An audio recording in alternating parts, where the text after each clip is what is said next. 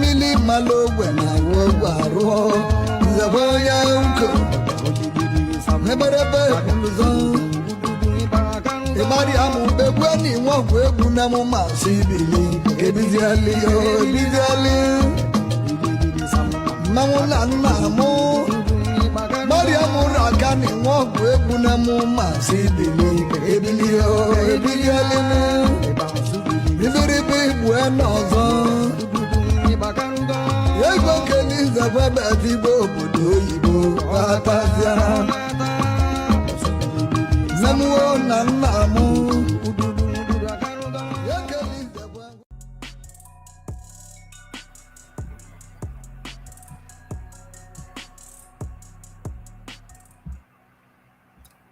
Greetings everyone. Good evening, good afternoon, good morning, whatever you are. Thank you for joining us today. We're going to be going through the headlines. I hope you all can hear me. So sometimes people don't hear me and I don't know, so it's good I check. So yeah, we're going to be covering some of the headlines of the week, including what was going on in the US regarding the peace deal, what happened with the Diezani court hearing, and that of what's going on in South Africa that we've been hearing about. Also, we'll be covering some of the other news of the week, especially concerning Nigeria, when we talk about the insecurity situation in the country. And I hope you all can join me. I don't want to do a lot of talking today because there is no a lot of bandwidth for that today. All right. So now the spirit of the conversation shall be had in the purpose is for learning. The purpose is to teach, and the purpose is to search for deeper understanding of the topics we discuss. And what it is not for is to discriminate against any group. Don't feel like you are being attacked. Sometimes some people will say things that may not come across as being quite civil. So don't take it personal. It's just a way that we discuss and a way of, for that individual to make their point. Because that's why they join the channel, you see. They join to have conversations and learn, teach, and share with others, whatever the subject matter is. So let's not, read too much meaning into some of the submissions of some people that will join the channel today. So I will start with the news headline, the Diezani case that happened in the UK. Let me play that so you guys can see. Let's play that now. Vesta, former Nigerian Minister of Petroleum Resources, Diezani Alison-Madueke, has been acquitted of all bribery charges following several weeks of trial at Southwark Crown Court in London. A jury on Wednesday found the 65-year-old former oil minister not guilty on 5 counts of accepting bribes and 1 count of conspiracy to commit bribery. The verdict was reached after more than 46 hours of deliberation. Alison-Madueke, who served as Nigeria's petroleum minister between 2010 and 2015, was charged by the United Kingdom's National Crime Agency, NCA, in 2023. Prosecutors alleged that she received £100,000 in cash, luxury gifts, chauffeur-driven services, and private jet flights from individuals connected to energy companies while in office. At the time, Alison-Madueke wielded significant influence over the award of government oil contracts, and in 2014 became the first woman to serve as president of the Organization of Petroleum Exporting Countries, OPEC. During the trial, she firmly denied all allegations, maintaining that she never solicited or accepted bribes. Our defense team argued that some of the gifts and services cited by prosecutors reflected Nigeria's culture of gift-giving rather than corrupt dealings. The court also heard claims that the former minister had been target of a sustained smear campaign by individuals opposed to reforms aimed at increasing competition within Nigeria's oil sector. In related verdict, Alison-Madueke's brother, Doye Agama, was found not guilty of 1 count of conspiracy to commit bribery, while Nigerian oil industry executive Olatimbo Ayinde was cleared of 2 bribery charges. All right, that's the Diezani case. They are talking about just gift giving in Nigeria. That's the purpose of, I don't know, man, how they can lose that case against that lady, because I was almost 100% convinced that she did something very, very bad when she was in office. But it's all right. The rich people always have a way of getting away with these things. Let me play some news about what's going on in South Africa. My attention as well. It's our artists. Majority of South African artists perform on the continent, and many of them are seeing their gigs being cancelled. So that's another impact of the work, because they benefit quite a lot. They perform on live performance events and everything. So they are receiving a thing. We've not been able to work together. So we'll definitely work together with arts and culture to understand the impact for them to get. But one artist did reach out to me to say all her gigs were cancelled on the continent. She was meant. This is an income lost by South Africa. Play stupid games, win stupid prizes. This is South Africa's Minister of Justice, Mamoloko Kubayi, sharing how South Africans are now basically getting the negative ripple effects of the actions of the Dudula xenophobic South Africans. Quick context for those who are not aware: for a good couple of weeks now, South Africans, not all, but a good number of them, have been demanding for quote-unquote foreigners to leave their country. And by foreigners, they mean their fellow African brothers and sisters. It got so violent that they started putting hands on some Africans on the street, and unfortunately some of them lost their lives, including some South Africans that were mistaken to be foreigners. So slowly tension has been rising on the continent, as a lot of Africans obviously are not pleased by what is happening to their brothers and sisters in South Africa.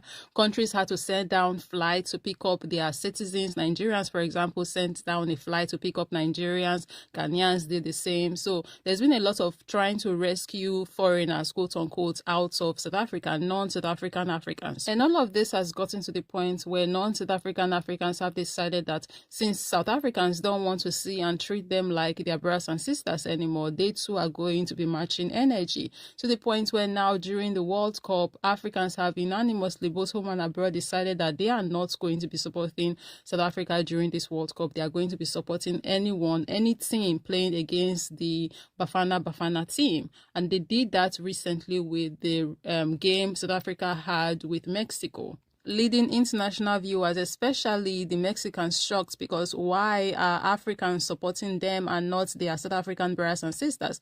But slowly these questions were answered by people who did a little bit of research into the topic. So now, I guess, as this creator puts it, our dirty linen is outside. So yesterday, I went viral in Mexico. I also went viral in Nigeria, most parts of Africa, for most of the things I was doing outside the stadium for the Mexico-South Africa game. And very, very importantly, some people started asking me questions that, they asked you why Nigerians are supporting Mexico, and you didn't want to talk about the whole xenophobia, Afrophobia, whatever I want to call it. And the truth now, say, in those communities, because I knew it was a Mexican channel, I didn't want to bring our African dirty linen outside. Do you understand? So the way I use package I said, historically and culturally, we and Mexicans have a lot of things in common. Outside the stadium that day, while asking like Mexican fans, both even the small ones that are children, bro, they are telling you that the one country that they wish they can knock out of this tournament is United States of America, because of how that country treats their citizens, always pushing them out, immigration, setting up a big wall, deportation, and all those things. And is that not what we are feeling right now? So Africans deciding to not support South Africa during this World Cup has led to a lot of international eyeballs being placed on our continent right now, and they are learning about xenophobia happening in South Africa, which has resulted in a lot of these non-African countries to now start warning their citizens against wanting to go vacation or visit South Africa because of insecurity. So to say South Africa's PR at the moment is not good is an understatement, both locally and internationally. And it is now affecting their artists. justice, as we have learned from the Minister of Justice. You see, these are some of the ripple effects that these people are not thinking about. I don't know whether they are not thinking about it or they have just chosen to ignore the whole thing. They forget that the same way people are coming to their country to conduct business, to look for opportunities and all of that, is the same way there are people out there, or there are people are going out there to look for opportunities. This was never going to end well for South African people. Hence why I was wondering at the initial stage when the xenophobic madness started, why their governments were not saying anything. Why were they not taking a strong stance against what the xenophobic South Africans were doing or are doing? So this whole time when March for March and Operation Dudula was screaming, go back to your country, we don't want you, we don't want you, this is, you're here to steal our jobs, you're here, all of that time. The South African celebrities that were keep quiet, it turns out you needed African money, it turns out you need African support. Oh my goodness, who would have thought? So all of this time, you were quiet. You didn't come out to say, South Africans, this is messed up. You could have said, South Africans, this is messed up. You didn't even have to mean it. You could have just lied and come out and say, South Africans, this is messed up. We don't want you to do this when batong. We know pig food, we're pig food, but we have to act. No. You did it. What the f were y'all thinking was going to happen? Y'all were going to do all of this and then you were going to come to Zimbabwe and do your...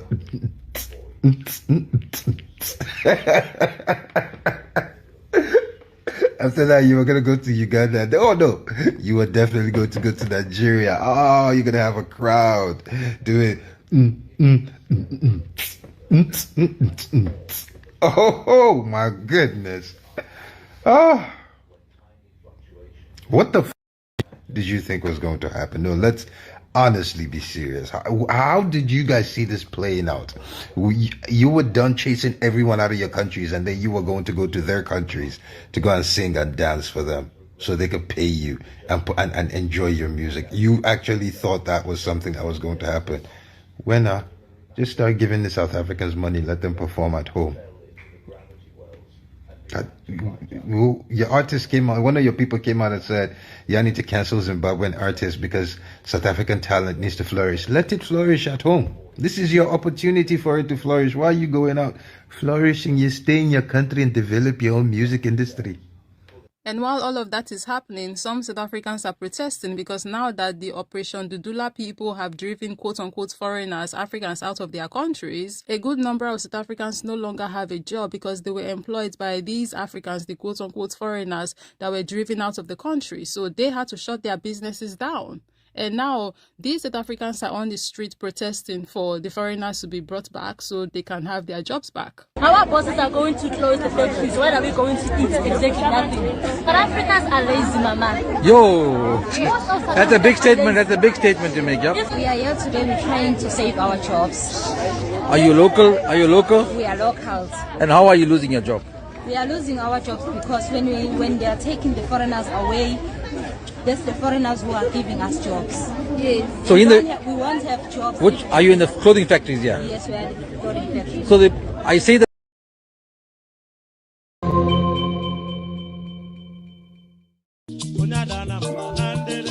No, that's a joke. Hold on. All right.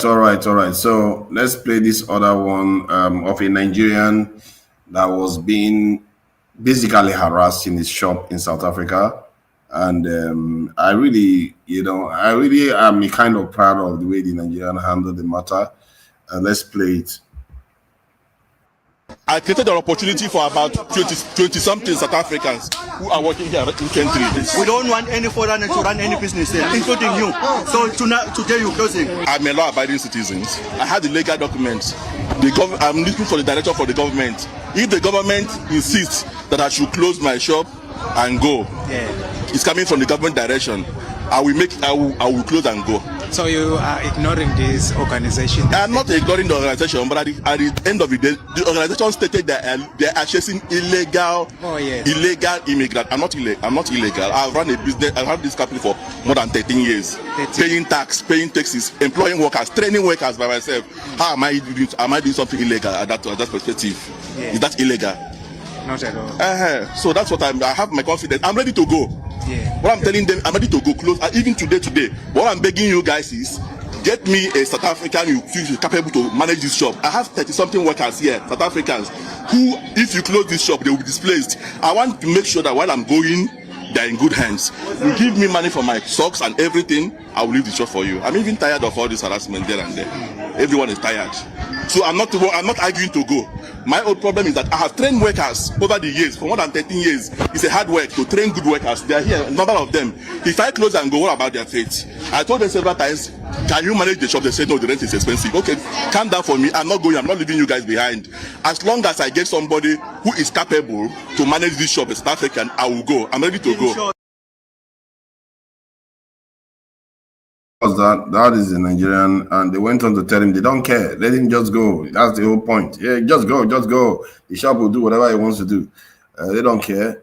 It's crazy because this started from illegal migration, then it turned into this ugly state of affairs where they are going after legal migrants, and not just legal migrants taking jobs from them. Legal migrants that are creating jobs, they're going after them too.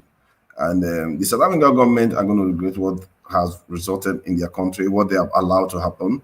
Let me play a video regarding the peace deal that Trump signed in America with Iran. A lot of people, the war advocates, are gnashing their teeth, tearing their hair out that why is it? Why should Trump sign a peace deal with Iran when there is a war to fight? Let's go for war. And a war that Iran will result destroying a lot of refineries in the Middle East that will lead to global catastrophic economic situation. That's what they preferred than have Trump sign this peace deal. So I'm going to play the video, and because of that, the American vice president had to respond to some of the statements some people were making. Let me play the video now. Agreement has been signed between the US and Iran after nearly 4 months of conflict. President Trump and his Iranian counterpart, Masoud Pezeshkian, signed the deal last night. Under the agreement, all military operations stop, including inside Lebanon, where Israel has been attacking the pro-Iranian militia group Hezbollah. The US ends its naval blockade as Iran opens up the Strait of Hormuz. A $300 billion Iran reconstruction fund will be set up, and Tehran will have access to frozen funds held abroad. And Iran will commit to not developing or procuring nuclear weapons. But this is only an interim deal. Well, I'm joined by our international editor, Jeremy Bowen. And in the context of all the above, Jeremy, there's been some strong language tonight from the US Vice President about Israel. Mr. J.D. Vance himself. And he's been addressing these remarks, he says, to hardliners in Netanyahu's cabinet. But however, I think they will be taken in Israel more widely. First of all, you can't just kill your way out of every national security problem that you have. And also, this is addressed to people in Mr. Netanyahu's cabinet who've attacked the deal. My message is that Donald J. Trump is the only head of state in the entire world who is sympathetic to the nation of Israel at this moment in time. Now, these are strong words for an American leader. So it's a sign of the rift which exists and is potentially growing between the Americans and the Israelis over one particular thing that could become the big spoiler in this deal, and that is the war in Lebanon. Now, in this MOU, Memorandum of Understanding, at the insistence of Iran, there is a clause that says it also applies to a ceasefire in Lebanon, and Israel's got to stop attacking, particularly Iran's ally, Hezbollah there. But Israel wants to continue the war. They say for national security reasons it's absolutely vital. And that is the thing, I think, that in these weeks of negotiations that are going to come, that is potentially one of the big spoilers. There are other spoilers as well, hardliners on all sides, in Iran, in the US as well. So there is an awful lot that can go wrong to disrupt, to derail what's going on. And of course, this just is the beginning. There's a long negotiation ahead. Yeah, that is the peace deal. And let me play some of the reactions to the peace deal. 60-day negotiation period with the U.S. over the direct violation of the MOU's first clause. Oh no, not this one yet. Not the other one. This is the one we're talking about. Yep. Calling out the Israeli cabinet members for their personal attacks on Trump. Okay, let's see this. What I will say, and this does bother me, is that you have seen people within Bibi's cabinet who have come out and attacked the deal, and in some ways very personally attacked the President of the United States. And I guess my message to them would be... We butter your fucking bread. We keep you alive. We give you money. We defend you. We share intelligence with you. If it wasn't for us, Iran would be bombing you fucking constantly. Shut your fucking mouth, and whenever we say jump, you say how high. That's what I think you should say, JD. But let's hear the political version of this. Number one, Donald J. Trump is the only head of state in the entire world who is sympathetic to the nation of Israel at this moment in time. And he happens to be the head of state of the world's superpower. If I was in the cabinet of the Israeli government, I might not be attacking the only powerful ally that I have anywhere left in the entire world. Yeah. And the second message I would give is that over the last 3 months, 2/3 of the defensive weapons that have protected your homeland have been built by American hands and paid for by American tax dollars. So he's saying the political way of saying exactly what I was saying, which means that probably behind closed doors, they are probably saying the exact things that I'm saying. We own you. You should be saying thank you. The problem for Israel is not Donald J. Trump.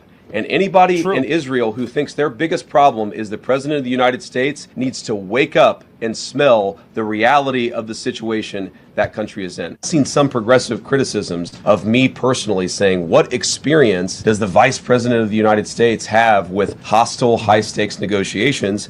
And I would point those progressive critics to the fact that just 2 days ago, I spent over an hour on The View. So all American history in this administration. You guys might be skeptical of this, but I promise you it's true. I have to go to break. Anna, God, please, Oh, God. I actually have great experience in very hostile negotiations, and I've used that. I mean, look, Joy Behar is way tougher than the Iranians. And you know what's crazy is I'm not sure if he's lying. I mean, you have on one side a seasoned religious extremist cleric psychopath, but on the other hand, you have a white liberal woman in America. I don't know who's going to come out ahead there. Israel is your only ally. And the thing is that, didn't Mark Levin come out and talk about nuclear bombs? But Israel has some very, very powerful weapons that it has not used. I don't know this firsthand. Just go online and read about it. It's a secret that's not so secretive. And they've had them for decades. Israel will survive, period. That's great. Yeah. If Israel nukes Tehran, you know what? That would really make everything better. That's going to make everybody like you. That's going to make everybody on your side. Absolutely. Yeah, that is the reaction from J.D. Vance regarding some of the statements some Israelis were making regarding the peace deal. Americans had to sign because Iran was not in any mood to give in any ground. And the president of the United States has reached the conclusion that if they fought Iran, not that they cannot fight Iran, they can, but the consequences would be too far-reaching, and it will get him to lose the Senate and the Congress. And if he does that, Donald Trump, again, will be impeached. And probably this time, he even found this thing guilty, or whatever they find people when they are impeached. And he could get himself into some very, very serious trouble. So Trump is not having that. And not to mention the fact that even if he tries to carry on fighting Iran, there is a great chance that that conflict will lead to global depression. Because what happened recently is because Trump and Iran were kind of managing it, not letting it go too overboard the way it was going at first. Because Trump literally said, if I can find the video, I'll play it. He literally said, America has about 1 month of, less than 1 month of oil reserves, energy reserves for the American state. That if they carried on fighting, they lose that energy reserve, that what we're talking about now is not, it's going to be a total different ball game. That the whole world economy will go, because if America goes into a depression, what do you think will happen in the world? So they basically had to give in to Iran. I cannot believe Iran had this massive leverage, and they are threatening Iran all the time. How can somebody has the capacity to hold you to ransom like this, and you're threatening them all the time, and you go and throw away the peace deal or kind of deal that Obama negotiated with Iran? So, this is the state of affairs that we are facing. But Israel, Israel can resist any conflict. Whenever they see a conflict, they jump in very fast. I wouldn't say Israel, Netanyahu and his cabinet. So, because Israel is quite different from Netanyahu and his cabinet. So they don't see a war that they don't like. They want to join any war and fight and fight and fight, especially Iran. But Iran doesn't seem like a country that they can defeat. They just don't have it in them. And if you keep fighting Iran, Iran will go nuclear in the middle of that war. That happens. Remember, America was in the Second World War when they went nuclear, and America didn't have as much technology as Iran has today in 1945, and they were able to go nuclear. What makes them think Iran cannot do that today if Iran wanted to do the same? So I think maybe that's what Trump saw, and some people even argue that maybe Iran has already gone nuclear. That's why they are signing this deal now. So basically, they're giving Iran what Iran wants. They're allowing Iran to make money from the Strait of Hormuz. They are giving them $20-something billion almost immediately. They're looking to give them another $300 billion in time through the Arab countries. This is crazy stuff. Nobody would have thought this was going to be the case on 1st January. If we had come on this panel and said this is what America was going to be signing up with today, no, people will not believe it. But that's what happens when you protect your interests and you fight for your people, because your sovereignty will grant you that wealth that you never had. And I've said it to our people many times. Where you are busy trying to hope that your enemy drops dead by accident and gives you a chance to breathe, that will not happen. They will be feeding on you and get stronger, and they will finish you off until you decide that you are going to fight for your survival. And if you make it, you're going to end up like Iran. But the Iran saga has not ended yet. So let me play another video regarding this Iran saga, because clearly Israel is looking for, Israel is not happy with it. Let's put it that way. Netanyahu seems to insist on bombing Lebanon, which is part of the deal that America is supposed to control Israel from attacking Lebanon. Because if Israel keeps attacking Lebanon, Iran will consider the deal off. So the deal is very tentative. It's not likely to take hold because until America is ready to rein Israel in, and tell them, hey, calm down, don't keep doing this. You want to cause global catastrophe. Until you stop them, this is going to carry on. Let me play this video about some of the things Israel has just done again. Where's it? Story as we're learning the Strait of Hormuz has been closed. This is a post here that's just coming in, and the Associated Press is reporting that Iran's Joint Military Command saying today that the Strait of Hormuz has been closed again, citing Israeli attacks in Lebanon and U.S. bad faith and, quote, its clear breach of its commitments by failing to end the war. The statement on state television also warned that, quote, if the aggression continues, subsequent steps have been planned. Ships had begun transiting the strait after the interim U.S.-Iran agreement was signed just a bit earlier this week. Now, we've been reporting here this morning that Israeli strikes on southern Lebanon this morning killed at least 16 people, including 2 children, hours after reports emerged of that ceasefire agreement. Now, the persistent fighting threatened that agreement between the United States and Iran to end the war in the Middle East.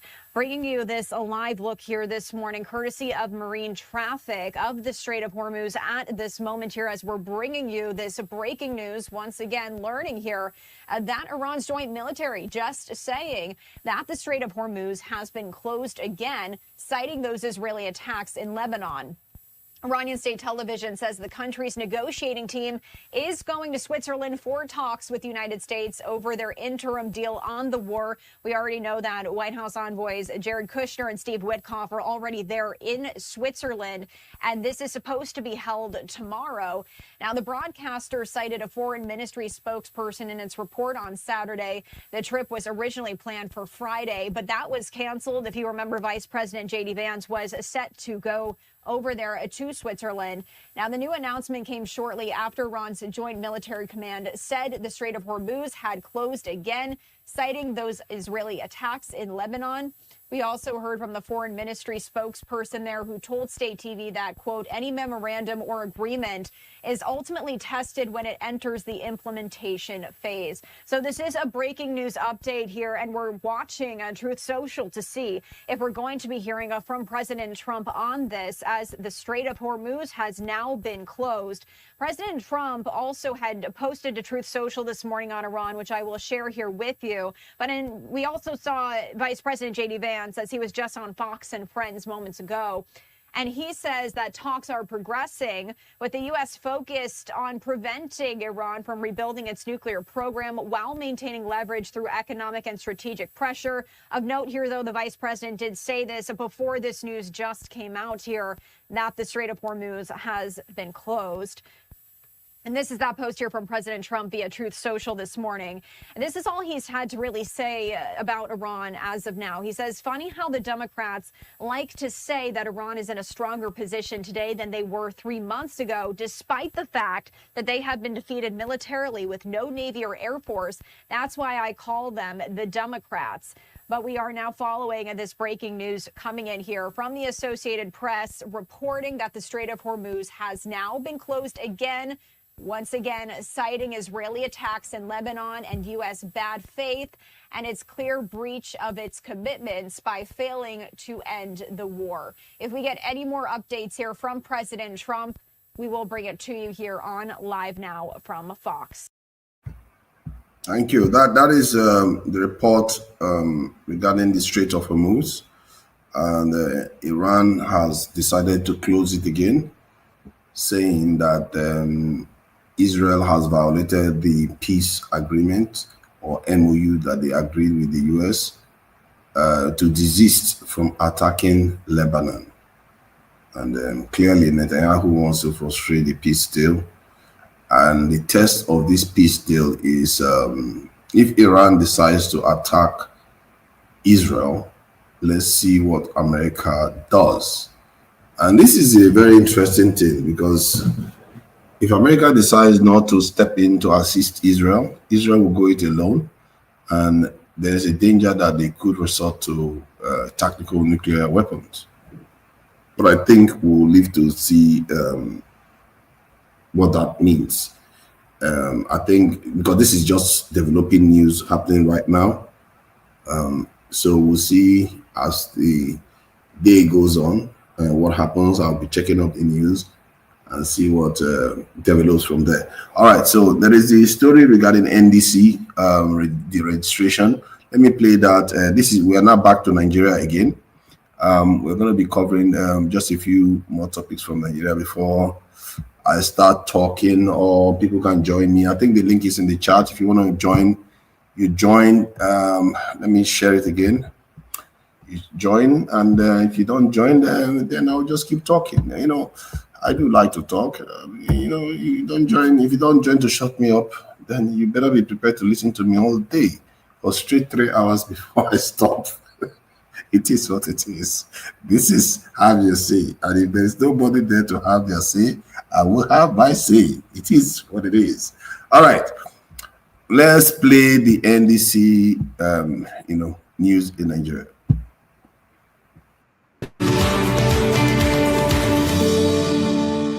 Before we bring in our guests, let's bring you some breaking news. Explosions and sustained gunfire that lasted over an hour were heard early Thursday morning at the airport in Niamey, the capital of Niger, and security forces had blocked off the area. The first explosions occurred at around 6 a.m. local time, that's 5 a.m. GMT, and sporadic gunfire was still audible nearly 2 hours later. A security source said it appeared the airport was under attack. Niger, like its Sahel neighbors Mali and Burkina Faso, has struggled to contain attacks from jihadist groups linked to Al-Qaeda and Islamic State that have killed thousands and displaced millions in the three countries. Well, moving on to our first guest. The Nigeria Democratic Congress has introduced a strict anti-defection policy requiring all its candidates for elective offices to sign indemnity and affidavit forms committing to vacate their seats if they defect from the party after winning elections. The policy, unveiled on Tuesday at the party's national secretariat in Abuja, is expected to affect prominent members and other recent entrants into the party ahead of the 2027 general elections.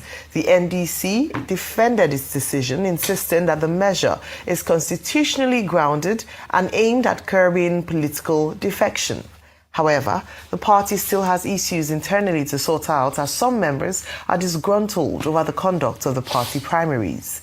Joining us on the show to discuss the latest anti-defection policy by the NDC and the party primaries, which is still a major controversy, is Ehiozua Agbonayima, Edo South senatorial aspirant under NDC and former member of the House of Representatives. Good morning, Honorable, and you're most welcome to the morning show. Good morning, Ayo. Thank you for having me. Good morning to our viewers out there. God bless you all.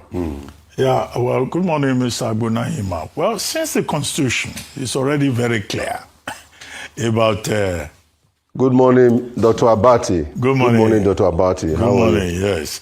About what happens if a member of a and party... Rufai, good morning, all of you. Yes, okay. Bless you. So since the Constitution is already clear about, what happens if a person defects from one political party to the other.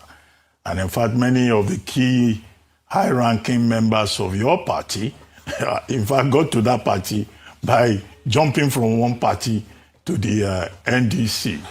Help us make sense of this additional measure by your party that members have to, sign a form of indemnity or of affirmation that should they leave the party, then of course they will relinquish whatever positions they want under the platform of the party. In any case, it's a basic point, both in the electoral law and in the Constitution, that elective positions belong at the end of the day to the party under whose banner the position was won. But if you must defect, the Constitution also says you must show that there is a crisis within your party and that there is a division within the party. So why this other extra measure? Does the NDC have the capacity to even enforce that beyond what's already in the laws? And of course, we have the courts. So the NDC wants to give the ticket and also act as the judge and the jury over the ticket. Well, Dr. Abati,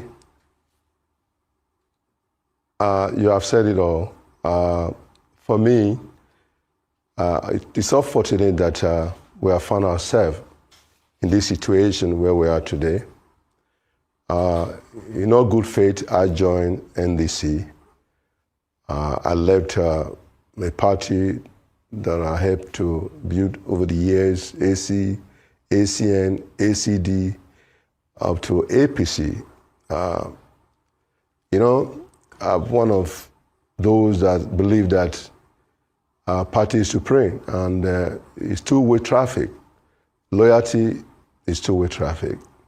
You must be loyal to the party, but the party must also do everything within the context of the law, even within the party's guidelines and rules, because there's nobody that is above the law. Everybody must be protected, and that is why we have Constitution of the Federal Republic of Nigeria, 1999, as amended. Nobody has monopoly of, ideas.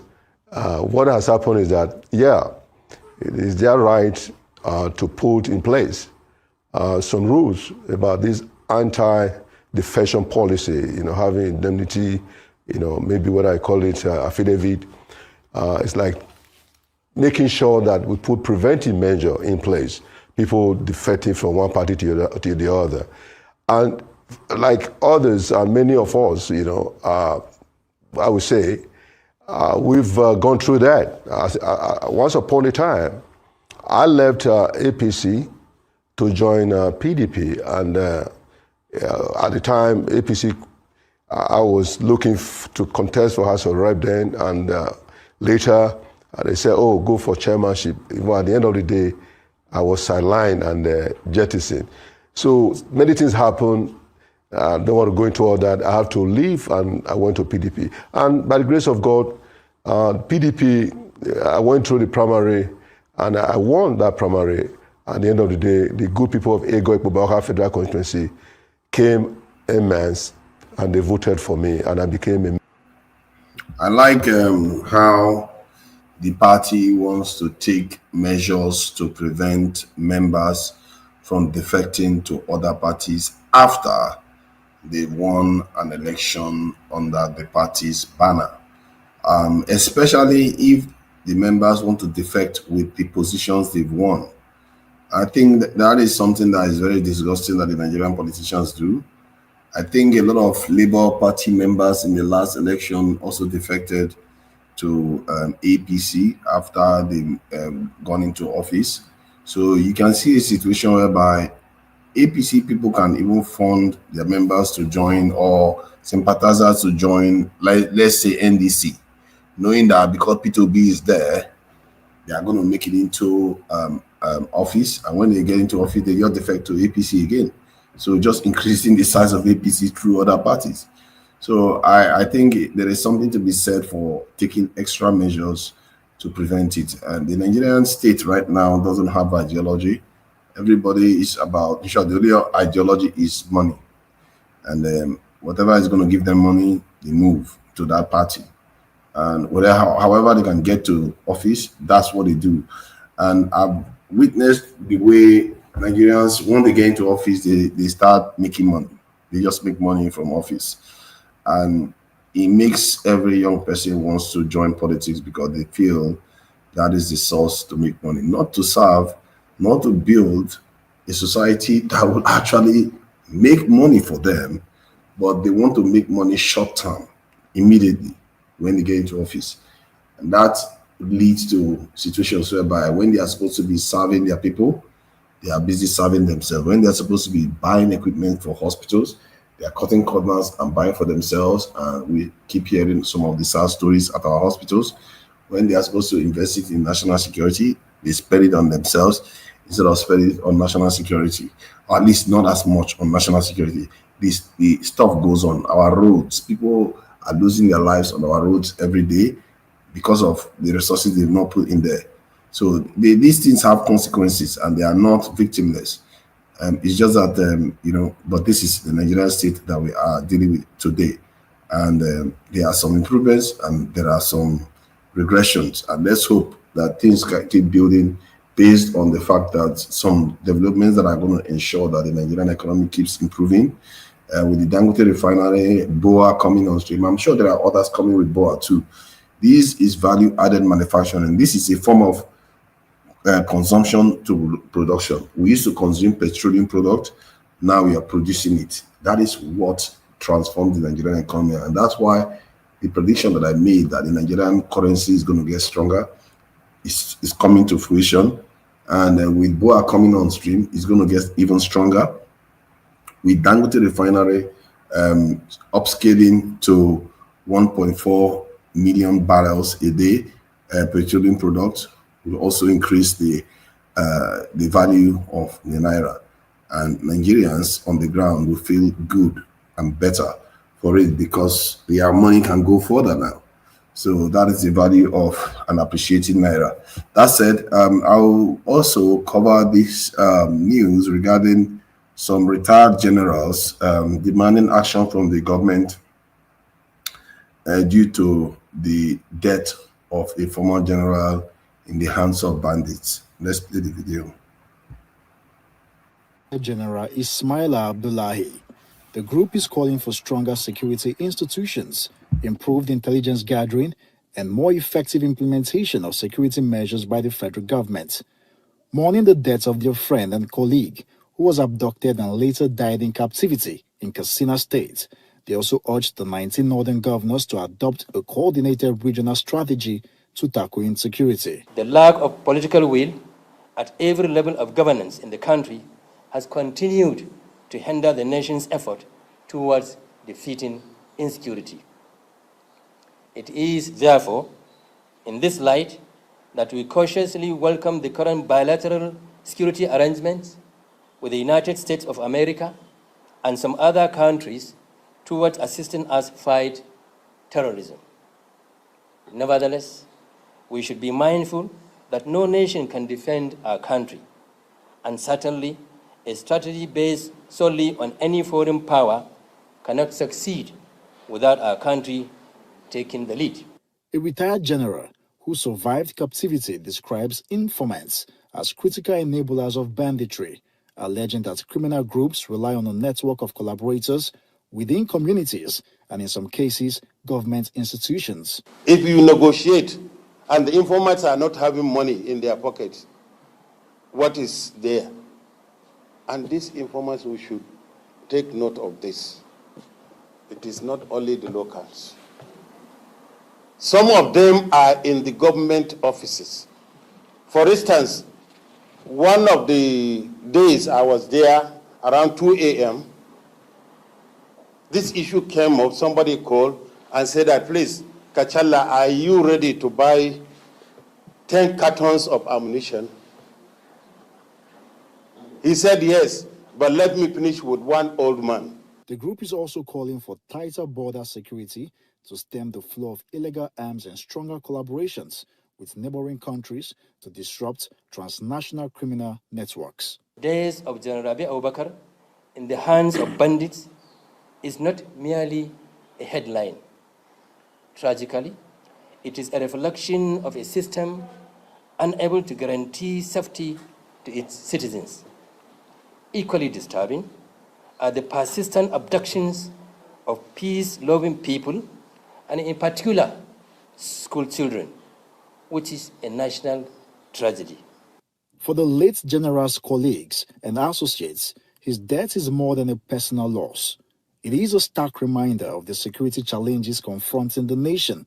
Their message: until informant networks are dismantled and security reforms effectively implemented, communities across the country will remain vulnerable.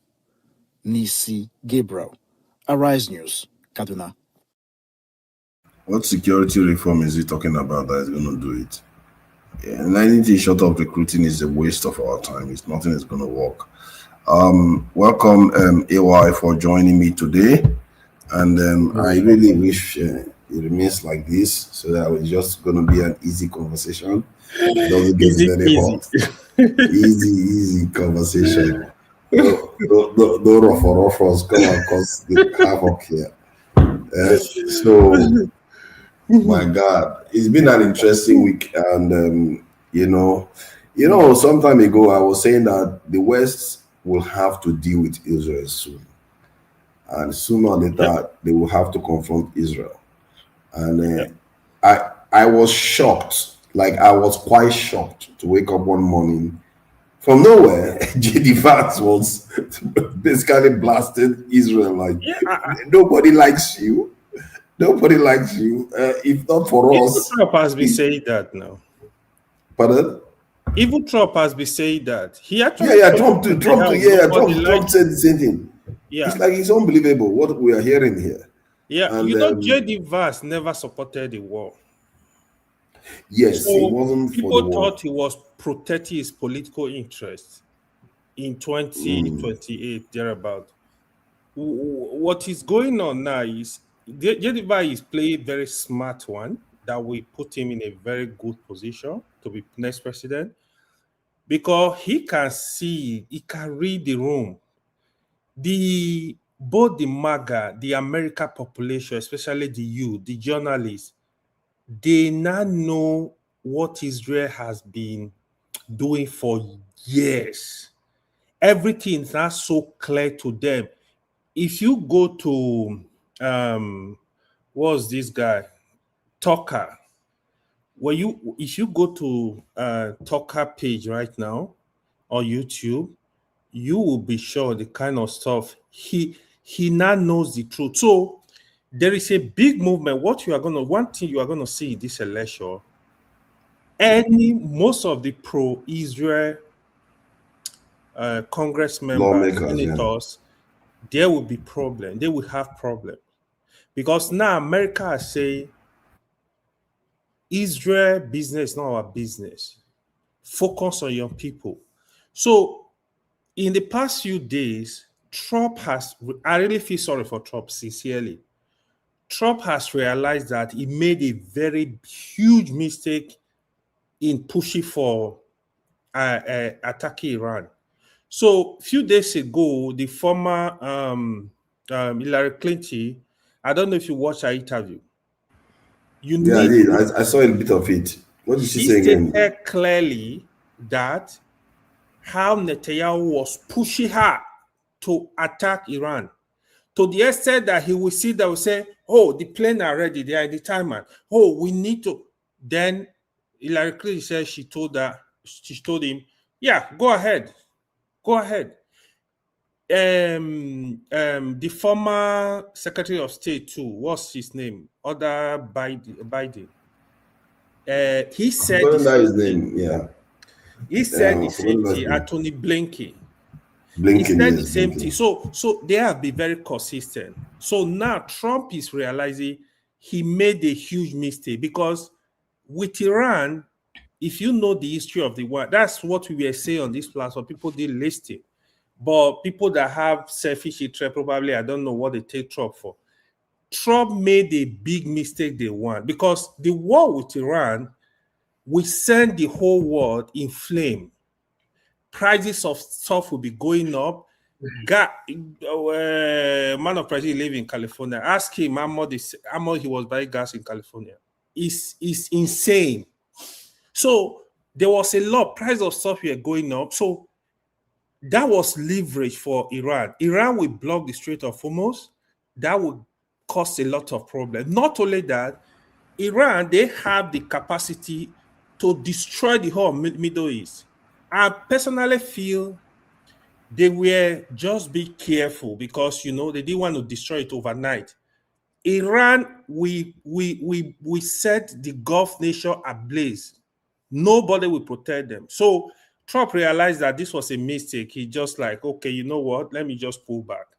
Now, the JCPOA, which was the best agreement with Iran, what Trump could have done was, oh, you know what, Iran, you got to sit down. I can't agree with this agreement. I think Obama made a mistake here. We need to renegotiate this agreement.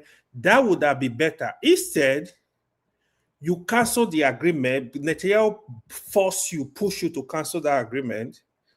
Now, you are giving Iran over $300 billion.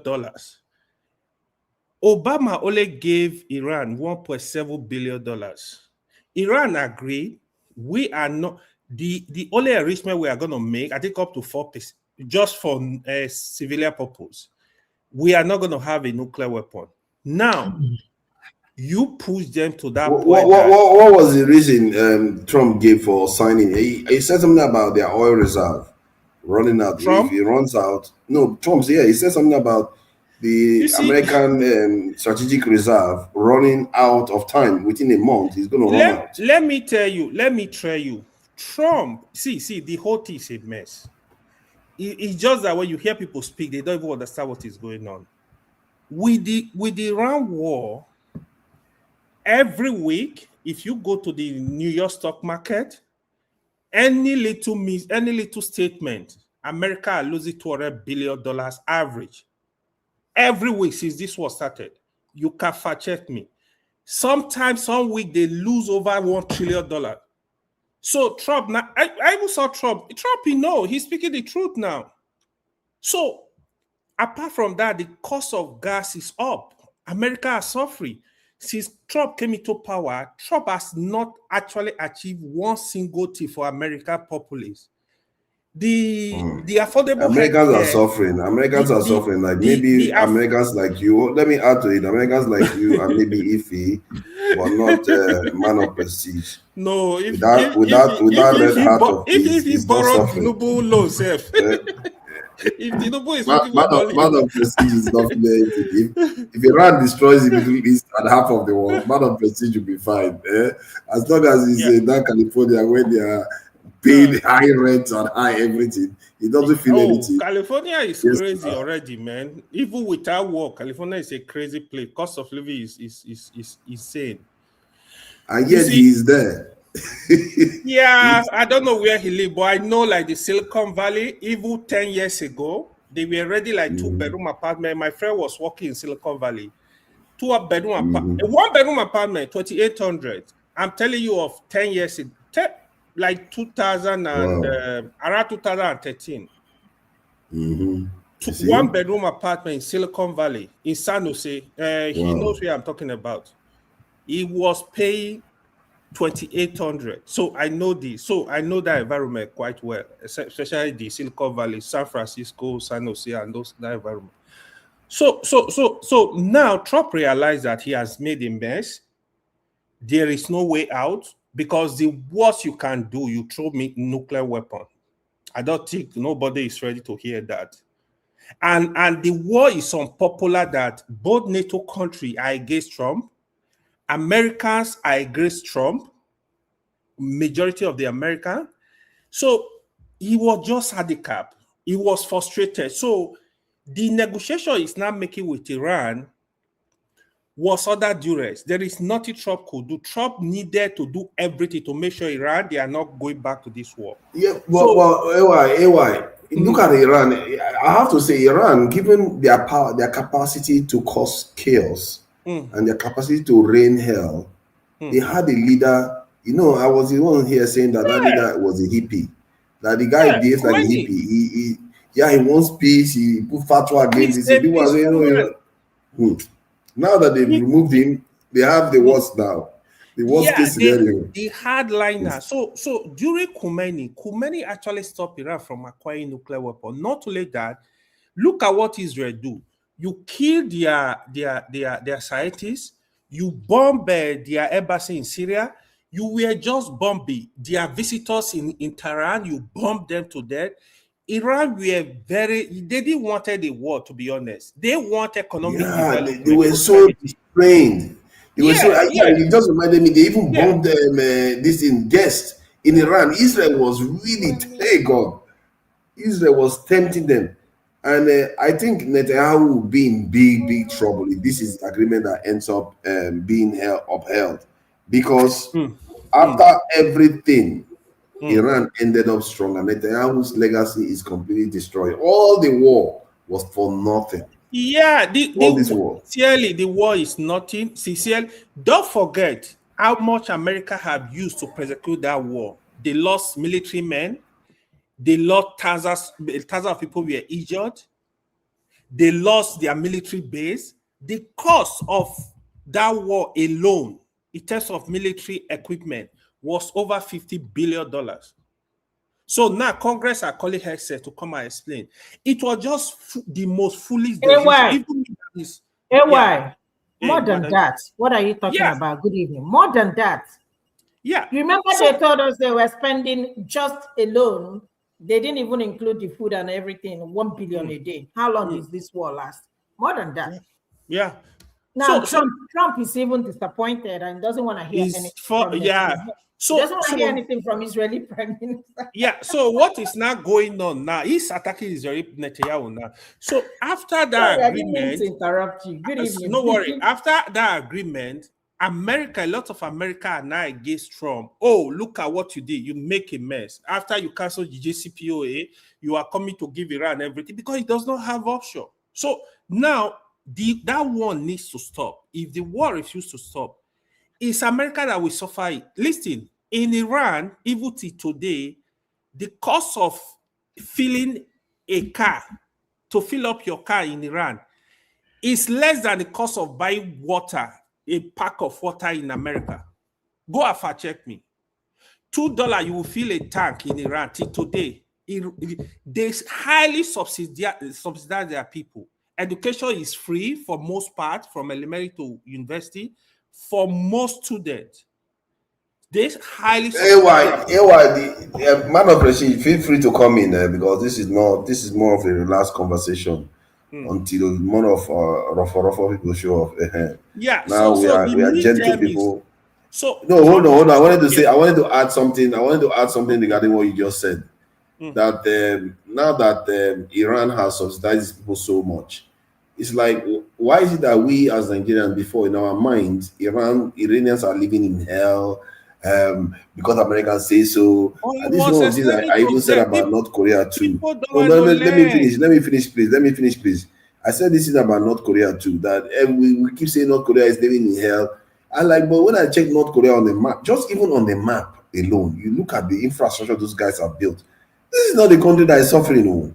They build so much infrastructure. Recently now, they started announcing on the news that North Korea, the housing market is booming. I don't know who is coming to build houses there, because everything they built is on the ground. I don't know where they are building houses on the surface. Tell you, I remember we were having this conversation. Iran, you see their infrastructure they want to destroy. Even with the sanction for over 20 years, if you sanction America for 10 years, America will bleed. In Iran, even today, Irans have some of the best infrastructure in the world. I'll give you an example. Like, the biggest mall in the world is in Iran. It's in Tehran. Go and fact check me. The biggest mall all over the world. The biggest mall in the world, in the whole wide world, is in Iran. Okay. Why? Okay, hold on. This is ridiculous. Why are we so afraid of the West when, if Iran that has been sanctioned to death, is still doing very well? Why are we kowtowing to whatever the West wants? The Iran produce close to, in fact, their expansion now, they are producing over 100,000 megawatts of electricity. We are not sanctioned, we can't even produce 5,000 complete a year. They have full electricity. So all this story you hear, it's just like Libya when they attacked Muammar Gaddafi. Oh, Muammar Gaddafi is the evil. There was no country on earth that their citizens were benefiting more than Libya. That Libya you saw they destroyed. Libya students, we went to school together, master PhD. They were all on scholarship. Go and look for Libya before they attack Gaddafi. In Libya, when you born a child during Gaddafi, they will provide a house for that family, an apartment for the child. He has his own apartment. Libya were living very well. The cost of gas in Libya was less than the cost of pure water, even in Nigeria. You see, gas was like free in Libya. All this story you hear, people don't want to research. That is why you see people still believing this propaganda. But when you are open and learn, you will see that, whoa, this is different. Sincerely, as able to today, to fill a tank in Iran, you spend less than around $2 average. Go and check. Go and check.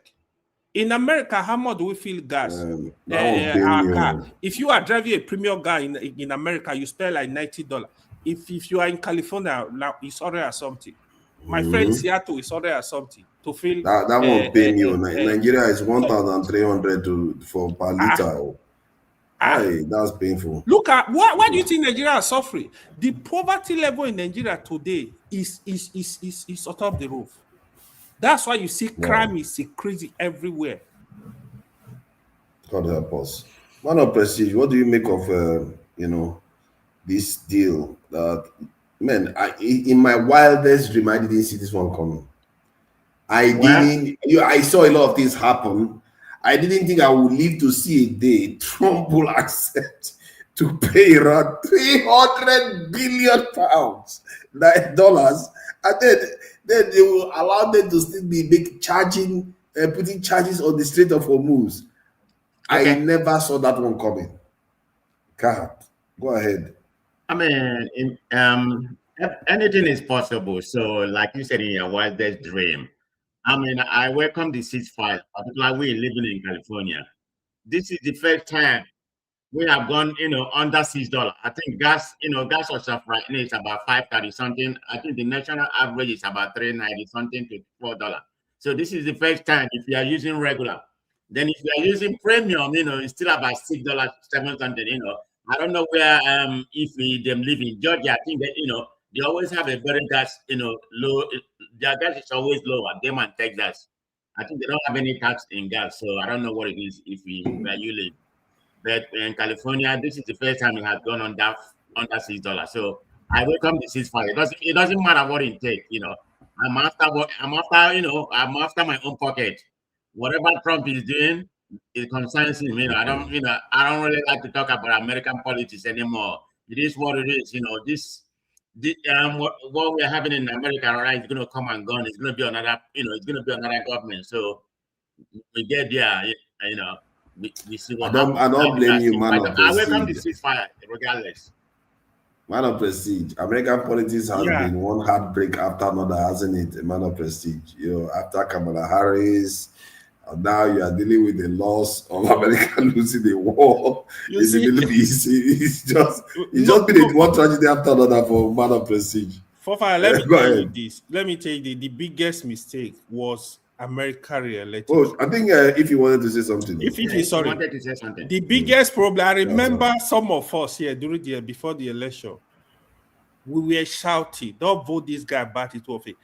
The people that voted Trump into office, they were present when Trump was president. There is I wanted them to vote them into office. If Trump didn't get into office, would we have seen this? Our people will not believe this was possible. A lot of things has happened now. A lot of things has happened for us, our eye to open. I've been saying this is why I wanted him to be in office. No, so that we can see the true she's a woman. They didn't want to vote him. Oh, yeah, they pretended to love women, but they didn't want to vote a woman. Educated, smart, experienced woman. America is not ready for a female president. It doesn't matter. Can we allow the lady to speak? She's been trying to speak. Please go ahead. Good evening, everybody. To be honest with you, my brother, I know you are talking about your pocket, but to be honest with you, I feel so sorry because of the innocent children that died, just for no reason. The children of Iraq that went to school.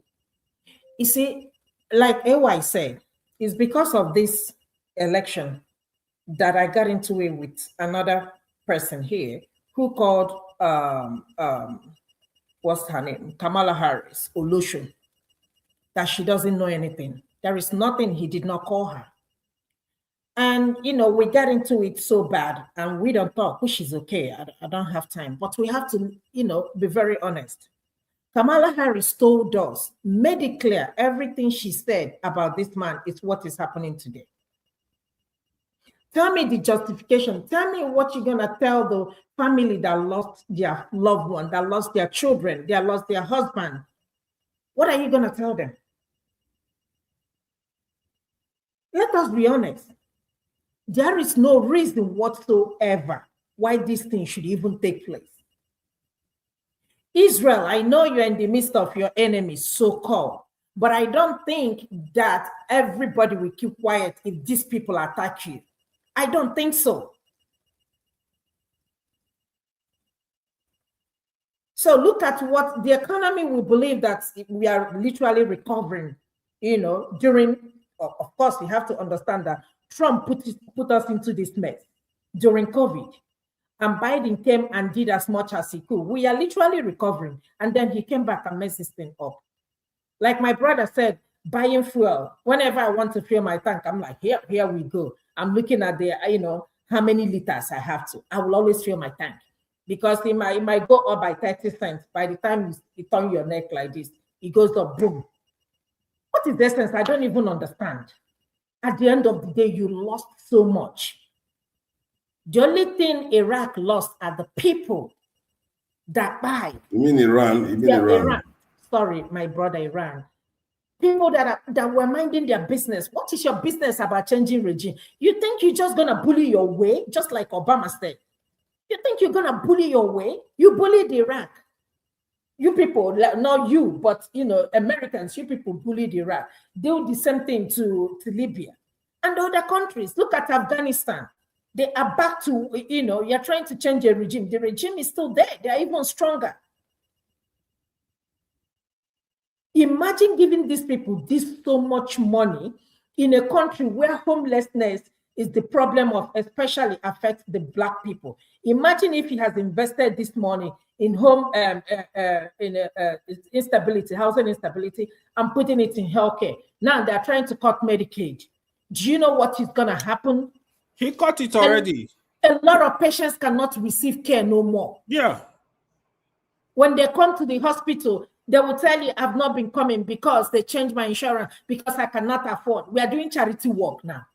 Even the hospital I work in, the government has been funding it. Now they have cut a lot of funding. A lot of departments are closing. And who are the people? Underprivileged, underserved.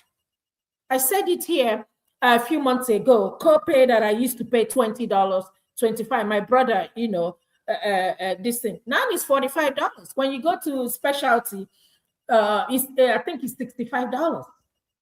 Imagine people, elderly people that go to the doctor's appointment every month. Do you know how much that is if you're on a fixed income? And then you're gonna go give these people 300 and something big. We're not talking about million, right? We're talking about billion for no reason. Just because of your ego, you want to show them. That's all I can say. Thank you for that. Let me correct one other thing. So the money, when you hear Trump attacking Obama, the money Barack Obama gave to Iran, it's not free money. It's Iranian money. What happened with that money? During the Shah regime, they pay for weapons in America that were supposed to be delivered. That money, the weapon were never delivered after the what's it called, the revolution in Iran. So that was the money Obama gave out. Even right now, the money they are talking about, especially the $25 billion, is Iranian money. Is the sanction. They've sanctioned this country. This country has suffered. You see, in the case of where I blame Obama, in the case of Libya, what really happened? The problem we are facing in Nigeria today, we are facing in the Sahel, was caused by Obama. The crisis you see in the whole of Sahel was the movement of militia and weapons from Libya down all across the Sahel. That's the fight we are fighting today, the insurgency you see. These people, some of them were trained by Gaddafi government as security. So during that war, they moved weapons all across the border. That was the crisis we are still facing today. They destabilized that place. Let me give you this. During Gaddafi, I'll give you an example. If you know our boys that were moving from Africa to Europe, they could not pass through Libya. You cannot pass through there. Gaddafi closed that border 100%. They were only passing Morocco to Spain. So what now happened? As that war started, that they destabilized the country, it was free flow. The Libyan people were collecting money, allowing people to pass through Libya down to Italy. It was even an easier route. That was why you see a lot of inflow of migrants from Africa to Europe. So during Gaddafi, go and fact check me. You cannot cross Libya and tell that you're going to Europe. He tell you, he was really pro-Africa. He tell you, stay in your country and build your country. He built this country. He did it. Libya were living like king. If you know anybody that ever been to Libya before Gaddafi dead, Libyans were living like king. Go and fact check me. Libyans were living like kings in their country. Thank you for that. So let's move the conversation, since it looks like that issue is still going to rumble on. And I still fear that this deal is going to fall apart and the things are going to get hairy. I don't think so. Vance is in Switzerland. They moved to Switzerland today, even with the close of Strait of Hormuz. So maybe, they're having maybe not this deal. My point is that the squabble between the West and Iran is not over. That's a framework for the peace deal, memorandum of understanding. So it's not really. Yeah, go ahead, if you. Right now, until it's been actualized, we don't really know what's going to happen. It's very fragile at this particular time. It's an understanding framework, so nothing has concrete happened. Yeah, if Did you you see please the go people ahead. that negotiated Iran's deal? 4 PhD holders. 4 of them. Did you see the people that negotiated America's deal? Wow. While America, why Trump is sending the non-DEI people? Marco Rubio, Vance, Vance, and one other person. If the government official you see in Iran, from the late Khomeini, all those top people when you see, go and check. They are PhD holders. Go and check all of them. Just imagine. Iran is one of the most educated countries in the world. I said, go into their women. American women that are doing what's it called, OnlyFans. You wanted to go and have PhD in science and technology. Iranian women and the most educated women all over the world. So the propaganda is what is killing me sometimes. Like, why can't you just, or you just want to argue? Why can't you just investigate these people? Iran is over 5,000 years old. That's why when Trump was threatening to put military in Iran, they told him, you are going for death. Iran is a fortress. They are going to fight you to the last I envy that country. I envy the country. When I look at the country, I'm like, with all those mountains, man, this place, you fight here, you're not going to make it out alive. The mountains they have there. Hills everywhere. Nigeria is just too flat. I'm sure most Africa is too flat. And but that said, this my thinking is that this is not over. It's not settled because it's too big. The consequence of this is too far-reaching. If America doesn't respond to this one way or the other, the rest of the world will start thinking, they want to tempt America. There's so many things can go wrong in this deal, and Israel is not going to accept it. Nonetheless, Israel will not. Iran, they say Iran need to also calm down. At least Trump is ready to work with them. They should work with the world, work with the West, have peace, work with your neighbor. Iran is not the problem. It's the West that is not going to accept it. Iran is not the problem. The West will never accept it. Go ahead. Yeah. No, I agree with you. To be honest with you, if I were Iran, I would be like this. What America wants, I mean, they'll be feeling on top. I wish they're supposed to be. Next time, America knows not. Trump said that Obama is the stupid ass. No, he said that Iran people. Obama. He's called Obama stupid ass. Called him names. But did you see how Obama handled him? Handled Iraq. We did not hear any patchcom. No noise. People criticized him. But that was the best deal. Look at what you did. Yeah. Every time you keep calling Obama. Like, if you listen to the interview, the Obama admitted that there are so many mistakes, which I will not, honestly, I cannot fault him. Because when you are in that situation, you are bound to, nobody will tell you that they leave office and tell you that they don't have regret about some of the decisions they made. Yeah. Okay? So, the only thing I don't like about Obama, and I will continue to say, please, people don't pick offense, is this LGBT, this thing. It's not, the only reason I don't like it is that they shove it to my face. That, somebody literally reported me, called the state on me because I use he, she, and when I'm looking at you, I'm looking at a man right in front of me, but you want to confuse me to call you a woman, but I'm looking at you, all I'm seeing is a man. I'm looking at you, you're asking me not to believe my eyes. No, to be honest with you, this is, they will shove it to your face, and then you want to be on the female side because you're going through a sexual change, call the state that I'm discriminating against it. But I thank God, I thank God, even when they send the investigator to come, and the first thing he said, I said that, you see the problem, you now use the word he. Guess what he did? He packed up his stuff and left. He said, I don't have time for this BS. Because, you gave them this power. That was when all these things started. I don't have anything. If you want to, whatever you want to be, I might come out tomorrow and tell you I want to be a male. I don't have but I'm not going to shove it on your face. That is the only thing I have about Obama. And invading Libya. In Libya, didn't do anything. In Libya, they are just minding their business. Just like, Iran was minding their business. You went and attacked them, But the only reason why they bullied Libya is just because they overpowered them. But look at Iran. They couldn't even overpower them. Libya was divided from within. Libya was the kind of divided from within. And you see, this is the time. This is why I say in Nigeria too, we have to stop this division from within, because they tried to do the same with Iran. They gave the Kurds weapons. The only thing I would like to see Nigeria and disappeared with the weapons. Forefathers, Yeah, go Iran, ahead. they are united. We are not united, so we can't even compare ourselves to them. That's what I'm saying. We need to heal that division in our country so that we are not this vulnerable. No, there is no healing in Nigeria. You don't want them to heal it. Come on.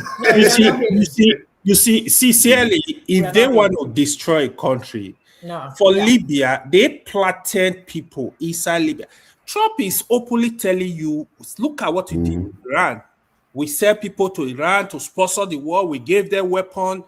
Netanyahu built this secret cell in Iran and Iraq. So it's just that in the case of Iran, they are prepared. They know their tactics. RGC are not playing around. They will eliminate you. If they find you to be a mole, they don't play around. Courtesy of China and Russia. That is their whole. That is why them is so. They are ready for them. They tell you, okay, they are sending you to come and destabilize our country. We go after you. See, I am also of the opinion Iran are protesting. People that are genuine, let them protest. Give them what they want. Give Iranian what they want. But no international, not external influence should come in and be destabilizing countries.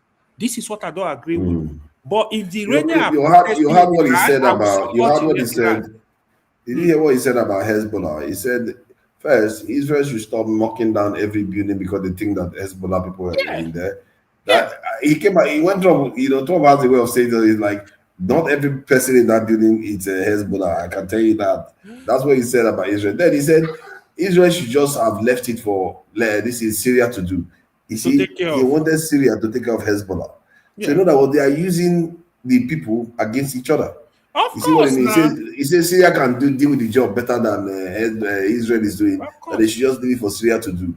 That is what the former Al-Qaeda leader in Syria is doing for America. You know the talks, was it that group that they wanted to use against Iran? You cannot. It's a strong group, but Iran will go after you. Iran are not playing around. They will go after you. They will. You cannot win. And the Iranian Kurds, they said I think majority of them are Shiites too. So you can't exactly, you can't exactly go use them to fight their own country. You know, so that's what they took the country, the weapons around. They are very powerful people too. They know how to fight. They are fighters. They are lions. Do you know? I mean, partly I blame the Venezuelans for what happened in Iran, because the Venezuelans gave Trump the confidence to think that he can get away with this behavior in Iran. The Venezuelans were so weak. They demonstrated such weakness and such willingness to sell their leader out, because they actually took money from the West and gave Maduro up, that Americans thought they were going to get away with the same strategy in Iran. First, they couldn't get the Iranian leader, so they said, let's eliminate them. Then the next in command, just like Venezuela, will take over. That one too backfired. Do you think now? Yeah, go ahead. No, I think I finished because it backfired. That's what I wanted to say. It backfired in Iran. Do you think it's part of it is because Russia and China did not back them up?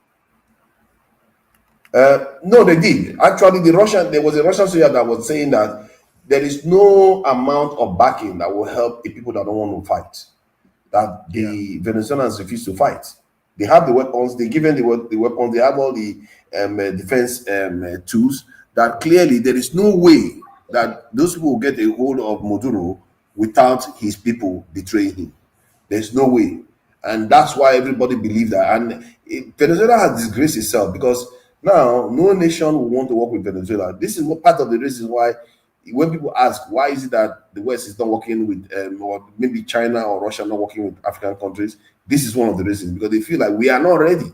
If they give us all the weapons in the world, we are going to behave like Venezuela. Our people are just going to take money and just keep quiet and let Western countries do whatever they like. That is the problem. But while Iranians are ready to fight, North Koreans are ready to fight. Iran will push. Do you know the inflation in America is 4.2, the highest in 3 years.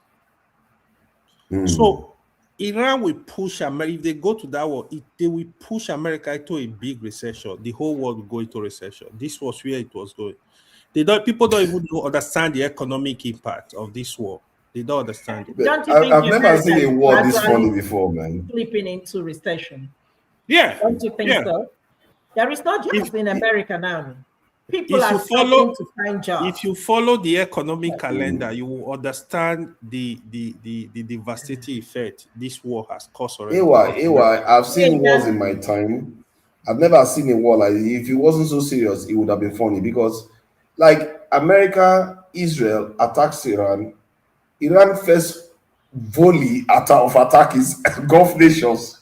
It went straight after another set of nations. I've never seen anything like this. What I actually found interesting was no Gulf country actually replied to Iran. I think they know the capacity of Iran. I think some of them did secretly. They said most of their weapons went to the Gulf states, that even Israel. It's unbelievable stuff, man. They did have protection now. Even Israel with Ayo clan, Ayo this, they are collecting missiles. They did have, so it's country like Saudi Arabia, they spent a lot of money in the past 20 years in development. So they were scared these people can go and just be destroying our country. UAE, they are scared. So all the countries were like, you know what? I think we just look for a way to make peace, you know. That's the best thing. I did speak to a Saudi guy, you know. I spoke to a Saudi guy that's in Saudi Arabia. He said that we just exchanged messages. He said that they don't believe that this war is over, that the big one is still coming. So that's part there. And based on analysis, you can also suspect that. That's what I suspect too. That's what they are saying. But the point is that Saudi Arabia is behaving differently from UAE. Because what they said that UAE is basically not an Islamic nation anymore. Majority of the UAE population are not Arabs even. So they are aligned with Israel quite easily. But while Saudi Arabia, they say Saudi Arabia and Iran, Pakistan, they want to come together now. They want to come some together. Crazy stuff. You see, UAE is the most evil country in the Middle East, apart from that country. Do you know even the war in Sudan? UAE are the ones sponsoring that war in Sudan. The evil those people perpetrate, it's unbelievable. In Yemen, they were doing the same thing. Saudi have to warn them, listen, you got to move out from Yemen, otherwise we got to blow you up. Because MBS was so peace with them. Iran now super peace with them. If there is any country in Middle East, Iran will attack after this war. It's UAE. Now they are so Qatar. They are very friendly. You know, they try to make peace. They are peacemaker. UAE are evil. They sponsor war across evil Africa. Even in Somalia, they are sponsoring war. The Somaliland crisis you are seeing, they are part of the evil that is going on there. They are one of the most evil in that region. They don't want peace. And many Africans, they are not calling out the Ethiopian leader that also backs the RSF in Sudan. Because anybody that backs the RSF, I don't know how you can do that in good conscience. These people are massacring black Muslims in that country. Yeah, they sponsor the RSF. Sponsoring them. Just wickedness. So, but that is that anyway. So, can we try to bring this home to Nigeria? You know, you saw the former generals come out and complain about losing their generals to bandits, and that video Solly played got Dr. Dami to play regarding what Igboho was saying about those people that were kidnapped, and that if they found their girls back, they will clear out all the forests of Fulanis and all. So did you hear that there are people that were kidnapped, and after Igboho made that statement and those people were released? Did you see that on social media? No, I saw it about 30 minutes ago. And the whole community. I don't believe that. Don't believe that. You see, there are machines in Nigeria, because what that machine could be trying to do is saying when you threaten other people, then you get good results. And in reality, when you do it, you may not. You might actually end up massacring people. We have to be careful what is going on in that country. That country is being driven into chaos. What my worry is that what he said that is going to clear the forest, it reminds me of the dangers of having this state police, because this is how it can be abused. They will use it to target specific race of people, specific tribe of people, and claim that they are trying to fight illegality, like South Africans say, or you see how South Africans say, oh, they are after illegal migrants. Suddenly, it's no longer illegal migrant. You have to go back to your country and develop your country.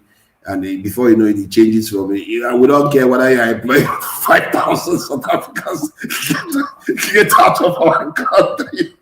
So this is how discrimination starts. It starts slowly. And before you know it, you are at each other's throat. And I think somebody was afraid about this stuff becoming like Rwanda. I think it was Dr. Damages actually. I said, we have to be careful here because some of the things that are happening in Nigeria and in South Africa is resembling that a little bit. And what he said there was not the right thing to say, because if let's say they release the girls, then anytime they see Fulani in the forest, you kill them. Innocent ones too. What is that going to lead? You see, Igbo, I saw the video that you play. You see, Igbo needs to be careful. The truth is, they need to talk to him. You see, what this guy is doing, I fear he does it. They should not push Nigeria into civil war. Yeah, Fulani, they are fighters too. Don't forget, a lot of Fulani are still innocent. So if you not go and be attacking every Fulani, they are not going to see it as you are attacking Fulani militia. They will see it as you are attacking them. Fulani, they know how to unite all over West Africa. Fulani are full of. They will go after Igbo. Igbo should go and sit down. The truth is, let government deal with this issue.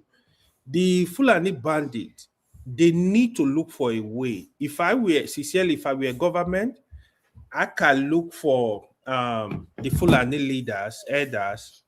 I talk to them. Go. I will look for Fulani elders and look. Okay, listen. We need to know the Fulani that are involved in banditry, in kidnapping, terrorism. Where are they from? Do investigation. Give them out. We say, listen, the where this thing is pushy to, we don't want to have a situation where they will not see an innocent Fulani somewhere, they just go and buy the person. This will lead to civil war. You are calling for a civil war. Igbo himself will not be able to start that war. So there is no need. Government should deal with Fulani and the criminals. danger is that they are not going to kill only Fulani too. Yes, now they will get Hausa too. If you are not from the Hausa Fulani, how will you differentiate between an Hausa man and a Fulani man? Hardly. It's few people that will be able. What are you going to use to differentiate between them?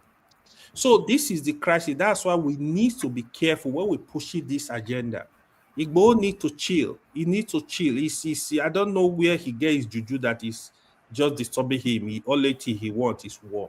He will not be. The government is backing him up. AY. What do you expect? Yeah, I get that too. I get that. Him up. Who is this one saying South African nationalism is supported? That is not South African nationalism, because clearly the Europeans are not part of that nationalism, and most of the other tribes. Do you know? Okay, let's forget about South Africa. That is why. Let me say that's why when people are calling anything that look like you want to push a country to civil war, people think it's funny. It's not funny. Civil war is not funny. One thing we need to know as Nigeria. There is no tribe, there is no state, there is nobody that will benefit from Nigeria's civil war. All of us will pay for it. It will be a damage. The damage it will cause. It will take off 50 years to recover. We need to stop this madness. We have crises, we have issues. We should look for a way to deal with the issue. I don't have issue if people decide to say, let's divide the country. I really don't have issue with it. But my stand is, I love my one Nigeria. But if you push Nigeria into another civil war, Nigeria will people just. Let me say this. I know you don't like when I say that, and likewise, forefathers. Nnamdi Kanu started fighting, speaking up. If Nigeria is working, you won't see somebody like Igboho. You won't see somebody like Nnamdi Kanu. And let us tell ourselves the truth. Is Nigeria working? No. Do you see any future? No. Are you going to tell me that in a country where, imagine sending your children or your child to school, all of us here, and your kids were, kidnapped, and up to today, nothing has been done. Every day you keep losing hope. Every day you keep losing hope. And no effort is being made. Remember that somebody lost his life. That is somebody's husband.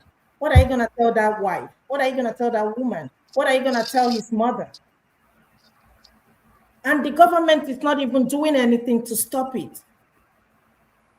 Why do you compare somebody like Nnamdi Kanu to somebody like Igboho? They're not the same. No, I'm just saying, because that was from Nnamdi Kanu. We can know by today who means what he's saying, and I don't agree with Nnamdi Kanu, and who doesn't. There's a way to do things. Just to I agree, Jadu. No, that's what I'm saying. If Nigeria is working, we won't be hearing about Simon Ekpa and the rest of them. And that's why I said, honestly speaking, the people, the leaders in Nigeria deliberately don't want Nigeria to work, to be honest with you. Because tell me what it will cost to get these people to sit on the table, including Nnamdi Kanu. Again, I've said it, within me, do I want us to stay together? Yes, like Oga accused me last time. Where are you? You are this today, you are this tomorrow. Let me tell you where I stand. I stand and I say it over and over again. In as much as I want us to stay together, but the way Nigeria is going, let everybody go their separate ways. I don't want us to go our separate ways, but I don't see no future. But if I interrogate you as to what our separate ways mean, I don't even know if you really care about that. I mean, if I was to really go and say, what does separate ways mean? Of a nation of, wait, let me put the question. A nation of around 500 different ethnicities.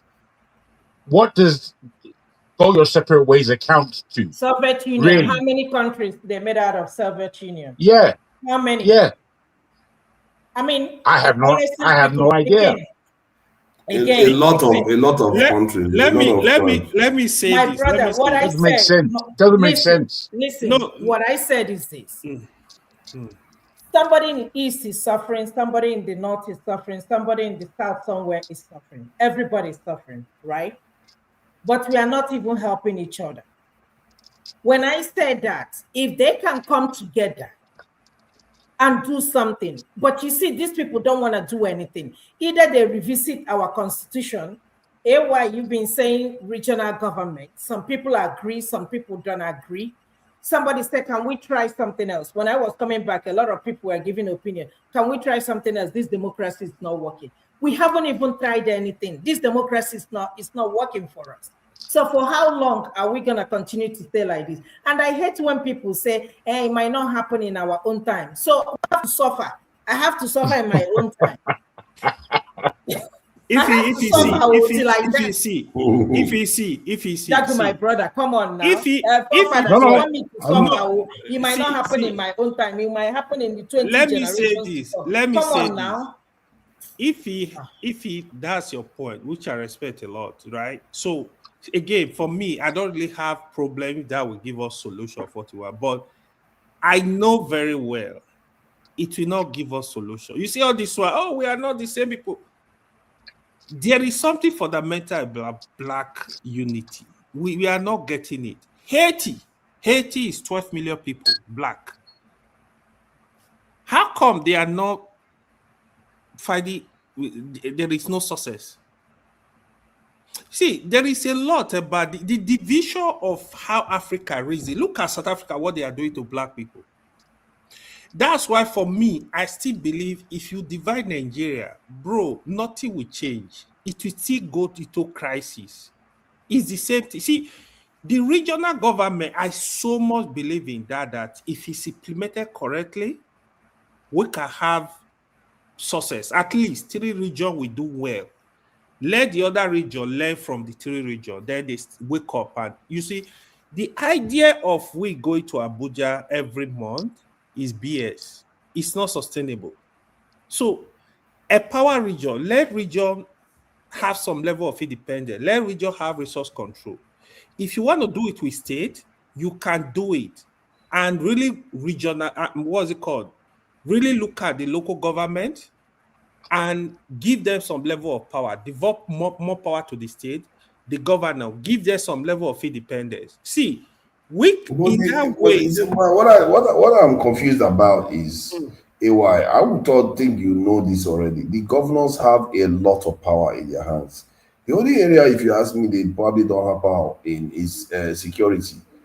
In terms of, and even then, today, was it how long ago? I literally saw a state, the police in a state, it's supposed to be national police, but their uniform is different, completely different. Not like your everyday national police. If you go to different states, they basically wear different uniforms. So where is the so-called national police you're talking about? If the states have power to provide light, that would be a real catalyst for development. The security issue is not secondary; it's very important. But they're not going to get that. They're not going to get that because that's a lot more. The power that all the states need is power to create their own electricity. Because if they were to do that, they can strongly invite multinational companies to come in and assist them in producing in each of the states. That would change everything. Let me finish what I was saying. See, like a state train station, train line was derailed recently, not because of banditry, but because they stole the materials of the rail track. And in terms of regional governance, the governors have ability to raise revenue. They have ability to pass their own laws. They have ability to generate electricity. They have ability to do everything. The only thing they don't have control over is natural resources that is under the ground. They have ability to control some natural resources, actually, like farming and all those things. They can control it in the sea. That's natural resources. But the things underneath the ground, they don't necessarily have ability. And it's mostly oil, really. The rest of the other things, they tend to have some control over it, but they are not capitalizing on it. My own take about this idea of breaking up the country is that I think if you are going to suffer, I think we'd rather suffer together than suffer separately.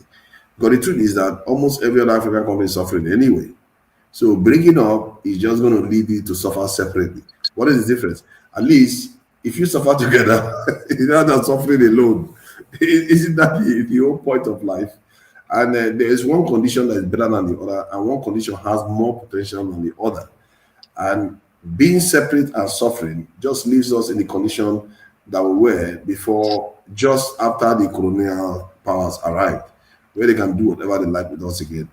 But if we are together and suffering, at least there's a chance that when we are together, we could be triggered into a position whereby we actually fight back and get our own sovereignty back. For me, that's where the advantage is in staying together than going apart. That, like I said, AY, you argue for regional government all the time, but where is the advantage of having a regional government that they don't have already in the states now? Not even regions, the states even have much of those powers now already. I saw it in Nigeria. They are all showing the power that the states have. You see, let me tell you, if you go study countries that have region, you see this idea people share every time. Oh, we are different. We are different. Based on that, create regional government. That would be to be like a proper confederation. If a Yoruba man will not blame an Hausa for not developing his land, an Igbo person will not blame Kanuri for not developing his land. Let Igbo deal with Igbo region. Let them develop their region. Let them use their resources. Federal government have limited control in form of the military and the other big stuff. You see, that will help the country to develop fast, in my opinion. It's okay now. Igbo love Peter Obi. Let Peter Obi be a regional leader. Let him develop the Igbo. Yoruba can look for their best. Let them develop the Yoruba land. Hausa, same thing. The only region that is even a bit stiff is going to be like the South and the Middle Belt, because of they are not like one tribe, single tribe. But in that way, they can still work together to make sure their region is developed. Of course, Hausa have all the resources. So the idea of that's not because you never heard of Modokeke, Ife and Modokeke rivalry. When they start, I know those stuff will come up. I know those stuff will come up. See, the way Nigeria is structured, I feel it. One day we are going to look at this region and say, this is the way to go. We wasted time. We wasted time, and not only that, yeah, we wasted time. This forefather of a person, he's rather myopic. You speak about the Swiss arrangement politically. That's regionalism right there for you. Yeah. But you don't seem to see it. You see, oh, Switzerland's successful. Let's pick up that. It's not good enough. You don't analyze anything. The way you think sometimes it pisses me off, because you're trying to make comparisons, and we're listening. You speak about Switzerland, good comparison in terms of what Switzerland's been able to achieve politically, but you don't see that that's regionalism for some strange reason.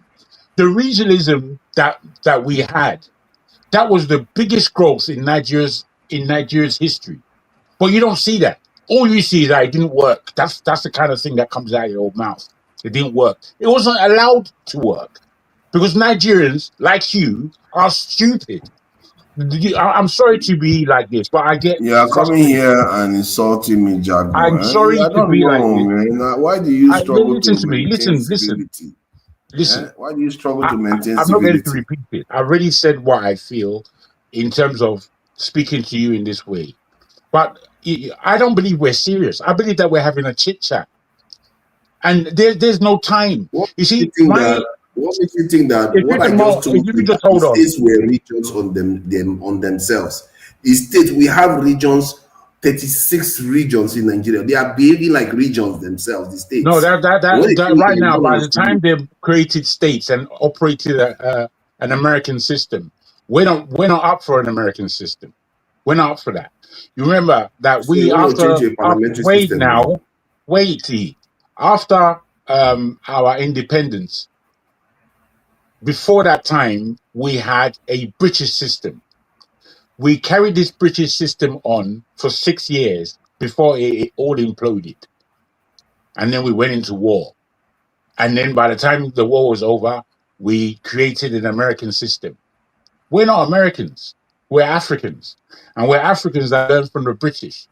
The Americans learned from the British, but they did things differently because they were fighting directly against the British in order to get their independence. Well, whereas we negotiated our independence from them. We didn't do the best of the negotiation, but we did a good job. We did a good job as far as Africa is concerned. Now, what we saw is within the South, we saw real progress, especially in our economy. And the progress that we saw, we didn't look at it like it was something. But the fact of the matter is, you don't know this because you weren't here in the UK. I used to see when I was growing up, made in Hong Kong, made in England, made in Germany, made in Nigeria. I used to see all that shit when I was a young boy. You don't even think to see anything like that these days. You can't even imagine it. But that's where we got to within no time. We got there within no time. Yet, because it's already happened and we think we know what we're talking about, it's the past, and use that idiotic Nigerian context. I don't know if I like Nigerians. I don't know if I like them. Because they don't like themselves. What makes you think is idiotic? Are you sure? It's idiotic. If you are the one, hold on. Are you sure if you are the one that simply refuses to learn from the past, that wants to make the mistake again, that is actually careless about risking the future. When, Because you can't see? say you are logical when you have tried a system that failed catastrophically. Tried for how long? People are saying, Okay, hold on. the system that we tried. They tried it for 6 years. Okay, It was, wait. Let me come back at you. Hold on. They tried it You're for saying the 6 same thing. years. You're saying what I critiqued you for. Hold on. Let me finish what I'm saying. They tried it for 6 years, and this system that we have now, that is the craziest one, is the only one that has remained stable enough for how many years now? 26, 27 years. What's the other stable? one lasted 6 years, and the what country kind of almost stable are you imploded. talking?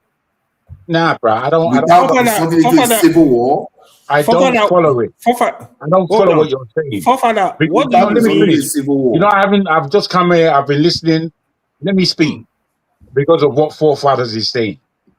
You say when you 6 years is not enough time to say that we tried something, especially when we're now on our own. But you believe it's sufficient. I don't. We had time, especially as separate regions of Nigeria, to get it right. Getting it right should tell us that, one, we need to change the map of Nigeria, the internal map of Nigeria. That is not the Western map that they left us with, because there are people that aren't being represented. In the West, what was the West?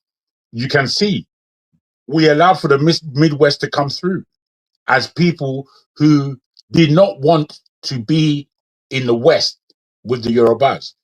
The Yorubas were magnanimous enough not to have a war over that issue. They had the Midwest as they were asking for. This is a region of different variant peoples. However, they were magnanimous enough. Wait. They were much closer. The Edo people, they are magnanimous enough to let the Edo people go. No, you hear yourself? the Yorubas didn't have a war over it, is what I'm saying. They didn't have a war over it. They were never meant to. They never owned them. Don't argue of nonsense. Please let me continue, Joe, because you're just going to be opening your mouth for nothing. And I don't mean to be you are saying stuff ravenous. that doesn't make sense. Fofana, let him the kind of language you are using. All right. No, because if he's talking, he needs to be challenged. You can't just be saying stuff, insulting people, and expect to get away with it. Challenge me if you wish, but don't not on minutiae. What I'm saying is that there was a separation in the West, creating the Midwest. That's what I'm saying, and it went smoothly. You understand? Now, part of that, the redrawing of that map was the Middle Belt in itself. That map, the whole North is far too big geographically, and it doesn't give us in the South a real connotation of the differences of people there, because the whole of the South being one would have been a clearer way to go as the South.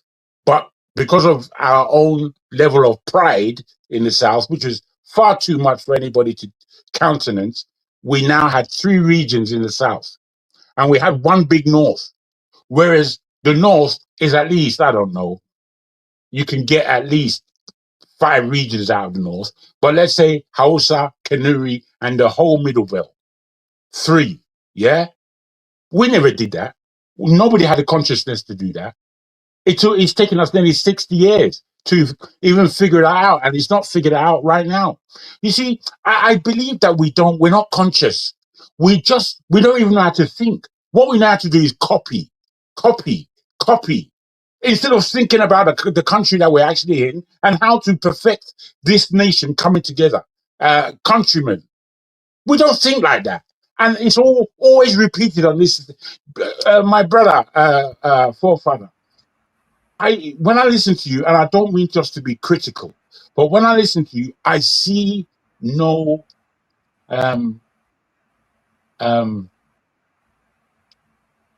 I see no new thinking. I see thinking that you want to paste from elsewhere, cut and paste from elsewhere. It gives no thinking to what Nigeria is. I'm a man that's traveled Nigeria, the whole north, west, south, and east. And I know the differences. I remember the first time I went to the east, like as a grown man, and I could see that this is a completely different country than the West. It's actually a different country. I went to the north. My goodness, it's a different country. It's a different country. So now the question is, how do we bring this thing together? Because it's not that any part of Nigeria doesn't have its worth. You have never asked yourself that question. I can tell you've never asked yourself that question because of how you present yourself here. You've never asked Because, yourself that question. okay, now, let me say something. I think what you are saying Yes, here please. is because of your perception, and from the way you perceive things is in the old ways that you perceive things. Your reality is based on. Let me make that clear to you, because I'm going to I've said present it. everything I've said now is the Let old me ways. present it based on evidence. Let me Nah, man, present it that's based on cheap. evidence. That's cheap. It's in the old ways. You didn't hear what I said. Let me start from where you finished. Now, let me start from where you finished. You said you went to one point of Nigeria to another, and it's a totally different country. How many countries do you go to? You don't see that same pattern. You go to one region of a country and you go to another region of a country, they are totally different. If you go to the East Coast, no, brother, I can tell you. Hold on, let me finish. Let me finish, please. Let me finish what I'm saying. Let me finish what I'm saying. But you're saying things. There's no need to be going on. Let me finish what I'm and saying. instead of being able to develop what I'm saying, you're now just trying to argue. You are responding. You are trying to say that I'm responding to something else. But let me finish what I'm saying. The point is that if you go to the coastal regions of America and you go to the Bible Belt and all those areas like the Mississippi and all, they are very, very different people, very, very different way of life. Completely, they don't even they hate each other. Actually, the Mississippi people abhor the coastal regions, and the coastal regions look down on the Mississippi people. So to say that they are all the same, it's not true. Most countries have that similarity. A failed argument. And if you hold on, let me finish. If you are trying, let me finish. Yes, I failed. Hey, we are not much. You are marking yourself. Let's calm down, please. Look at him; he's marking himself. Then if you no, I'm being serious. See, you're not letting me talk now. He's not letting me talk, and this is what the one that causes problems. Let me finish what I'm saying. If you are saying that it's because they speak a different language in the South East, yeah, they speak a different language, but we also have a common language that we speak, which is the English language that we already speak. If you are existing in a certain consciousness, to pretend as if that consciousness doesn't exist, is lacking awareness. The consciousness, we all have a common language that we communicate with within that country. For you to say, because you won't move from one part of the country to the other, though the Italians that move from New Jersey to North Carolina say, I'm still in a different country now because North Carolinians are totally different from New Jersey. That's not what they do. Even if they are Italians and they are not exactly the same as the Anglo-Saxons that probably occupy New Jersey. The same thing in the UK itself that you look at. If you move from London to the Scouser, they are not exactly the same. If you move from UK to Birmingham, the way they speak, they sound very different. They have different ways of doing things. Okay, you said it. I understand you. I understand you. I understand you. Let me come back. What you're saying is simple. It doesn't make sense. Okay, what you're saying is extremely simple. Breaking news. UK Prime Minister expected to resign on Monday. Yeah, I saw that. Wow. Yes, Father will be the next Prime Minister. I said it. I'm glad to see his back, actually. He's a useless man. Father will be Who do you say is going to be the next Prime Minister? I think Andy Burnham is... Hello, we know the CEO. Promising. You don't need to listen, Miri. We know the CEO, darling. Make you bring picture. You have to get some diamonds. No, let the show be light with two lovely women. Platform, then I'll Let's have two lovely women.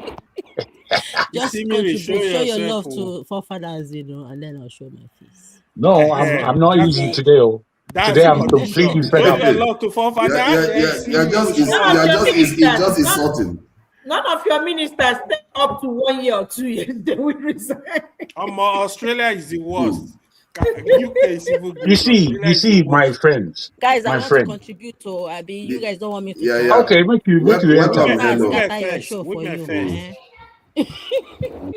Anyways, me, I was JJ. Okay, forefathers, good evening, sir.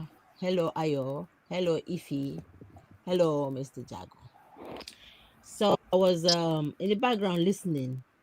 I don't know what Ibo Osha must have said, but whatever he has said, I don't think that he has said the words more than a lot of people in Nigeria. Yeah, there are a lot of Nigerians on the social media saying all sorts of things. I don't support violence, but I'm saying, what is it that he had said that will make the rain fall? Yeah. So if he says something, then it's going to cause a war. How about things that are said and some Igbos are being quiet? I'm not trying to be tribalistic now. I'm just saying, what's that English they normally say? What's good for the geese is good for the Gandhi, huh? So is it whose body dead body is good for suya, huh? Is it one particular part of Nigeria, huh? I'm asking. It's not good to be unfair to anybody in Nigeria. Nobody's no tribe's body is good for suya. Nobody is above the law in Nigeria. If someone is committed crime, they should be punished by the law of Nigeria, of the law of the land. Otherwise, it's not fair. So now, if he's saying that certain people are causing trouble in the land, the law should take its full course. I support that. So because if he says something like that, although I've not listened to him, so heaven should fall. For what? So now, is it some innocent Igbo people, some of my election in no one is looking for them. So those ones should be quiet. This thing is not fair. If you people want Nigeria to work, this inequality should stop. It should be buried forever. How is it possible that the East is different from you say the Eastern part is so different? Yoruba side is so different. Hausa side is so different. What about Switzerland? If we want this country to work, it will work. But as long as some people think that they are better than anyone else, it's never going to work, okay? Nigeria can work only if the citizens have decided that it's going to work. But to say, don't talk, if you talk, there will be war. For what? Which war? Is there anything that we will see in our eyes we tear to pieces that we've not seen before? Was there not a Biafran war? Huh? Please, people should stop this. If someone is committed crime, if he's hanging, I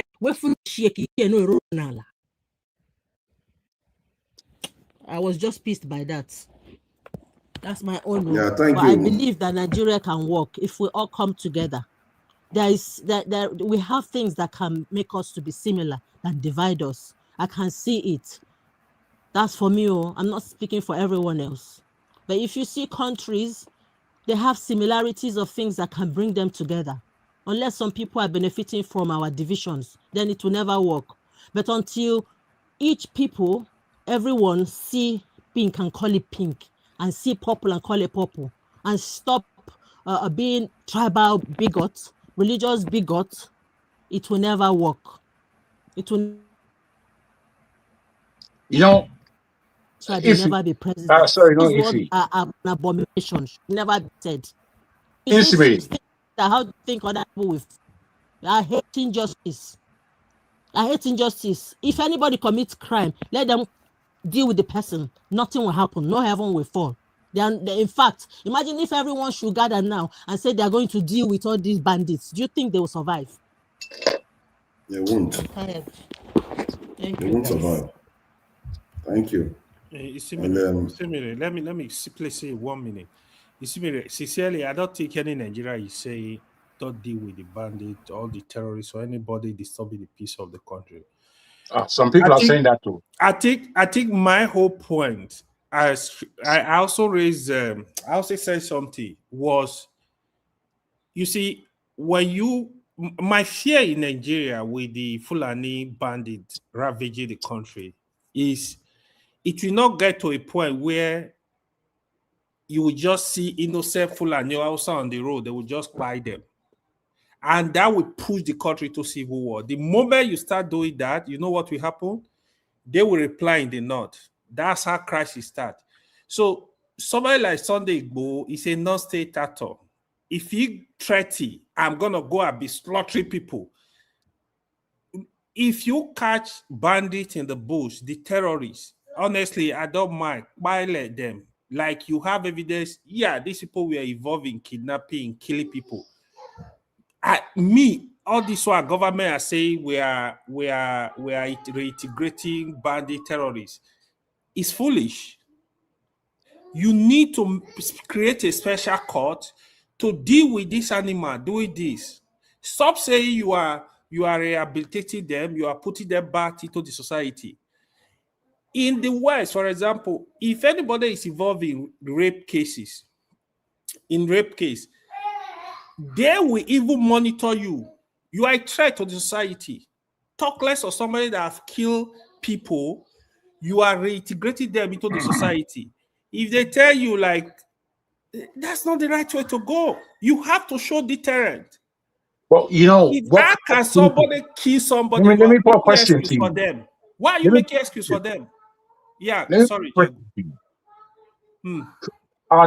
What kind of thinking do you reckon is allowing somebody to say to integrate or rehabilitate bandits, criminals, terrorists into the army? Where does that thinking come from, in your estimation? Talk the truth. Honestly, for me, I think it's more tribal, my people. It's sentiment, it's my people. Because if you look at... let me ask a direct question. Do we have any particular evidence of anyone that was a former bandit now in the military? Do we have one soldier that we can last pinpoint? week, I saw a video where they said they are repentant bandit, they are reintegrated into the society. I don't know. Yeah, but the army, but people keep saying this military one, that they take bandits and put them inside military. Do we have one soldier that we can say that is the case? So what are you asking, forefathers? Are you suggesting that it's not happening? Are you? Yes, I'm suggesting that if you don't have evidence, you can't make such a statement, because it's a very grievous statement. So tell me this: have you ever heard any politician in Nigeria say such thing? And where are those politicians from, if you have? That have said that bandits are joining the military? Oh, God. The military one... It's not confusing. You can repeat it just so that we are on the same page. I don't want to repent to something that is big, like you like to do. Okay, yeah, all right. Okay. Can I say something? Me repeating it is like this. I don't believe you're being honest. I don't have any proof of an individual who I can name who has been rehabilitated into the army or anywhere else. Where my process of thinking comes from is from the news that comes out of Nigeria. And I've heard politicians from the north, largely of Fulani heritage, who speak this. Have you heard the same? No, I've never heard them say there is a terrorist. Yes, anybody else on the panel? Can you let me finish? Let me repeat what I'm saying. I've never heard them say that a terrorist that was rehabilitated was recruited into the Nigerian military. Not one. I've never heard it. Okay. Anybody else? Yes, I've heard Nobody. Have you heard? Okay. One other. I don't know how you're missing the news. I have no proof about it, but I've heard. Exactly, just like myself. No, people have said it, but no politician has said it. AY and Ifi. Well, sincerely, I've listened to Nigeria online say such stuff. I did no evidence. I didn't see it on TV. I didn't see it from the military. I didn't see it from anywhere. But if that is going on, people don't understand. For somebody to key one, key two, key three, key four. Hold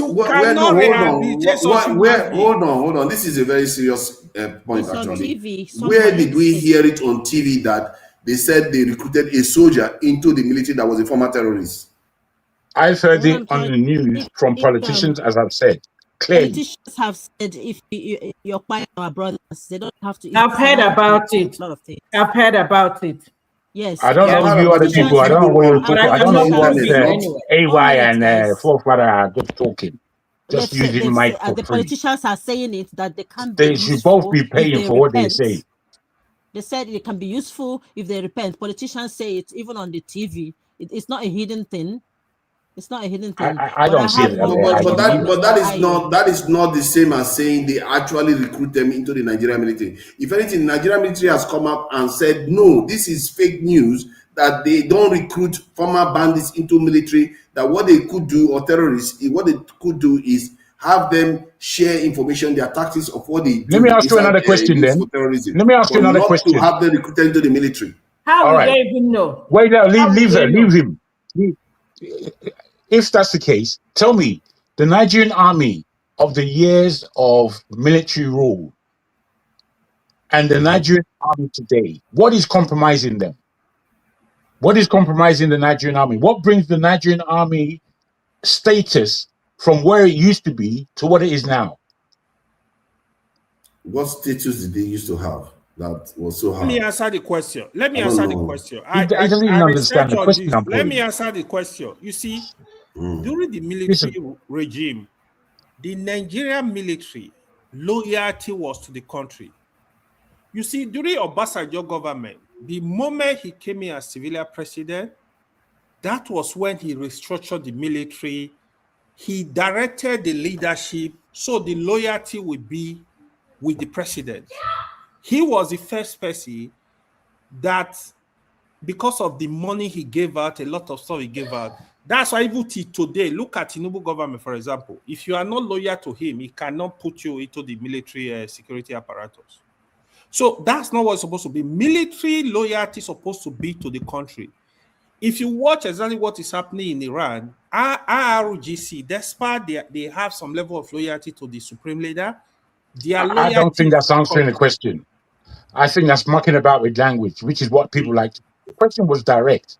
You see, when you have an army that has such a famed name in the African continent, and it's at a certain level that every country in Africa respected the Nigerian army, every country. It wasn't maybe Libya and maybe another country had a more powerful army than Nigeria, South Africa maybe, but no other. And in terms of West Africa, it was highly lauded across the world. And we could see why, as much as we all suffered under military rule. What I'm asking is, from that point of training, that point of levels of accomplishment, that point of trust that nations had about the Nigerian army is failing in its own country. The thing that it could do in Liberia and Sierra Leone in bringing about a peaceful end to conflict was seen that Nigerian army was a serious force in Africa. Today, we are not a serious force even in Nigeria. What did that? What did that? If not, You're mistaken. You see, I'm not mistaken. Just answer. Okay, I'm giving you my opinion. Okay. From where I see it, you are mistaking a military that was never strong enough for becoming weaker because they are facing a different adversary. That's what you are mistaking. The people, the kind of entities Nigeria was encountering were not the kind of threats that Nigerian military is facing now. And maybe this will be a clarifying question, actually, because clearly you literally think the military has the capacity to deal with these terrorists. They don't. America hasn't been able to. Israel hasn't been able to. Israel doesn't have mercy, but they haven't been able to do it. So you have to understand the nature of the beast. What we are talking about, African countries, yes, compared to African countries, Nigerian military is stronger. Even today, we are stronger than most African military. That's why we are able to go to the Republic and reverse the coup very quickly. Even recently, it still happened. But you can't, this is a problem. That's why I said this problem is going to be quite clarifying. You can't conflate that with what is happening in the country with the terrorism that we are facing. Because Look, if you are following the news, hold on, Jago, if you are following the news, you should know that no matter how much military technology you have, or discipline you have, or the technology you have, it's not going to make any difference until you have the numbers and take over the land. Nothing will work. I disagree with you, and I disagree with your taking it. I understand what you're saying in terms of terrorism and how terrorism is like a guerrilla warfare that you don't know where it's coming from or why it's coming. And with the present warfare that we have with terrorists that are making our country extremely unstable, it is not rocket science, because there is intelligence and there are ways of battling these people. That doesn't mean that you are at war with two different sides, so to speak. There are many factions of terrorism that are operating in Nigeria and the rest of West Africa.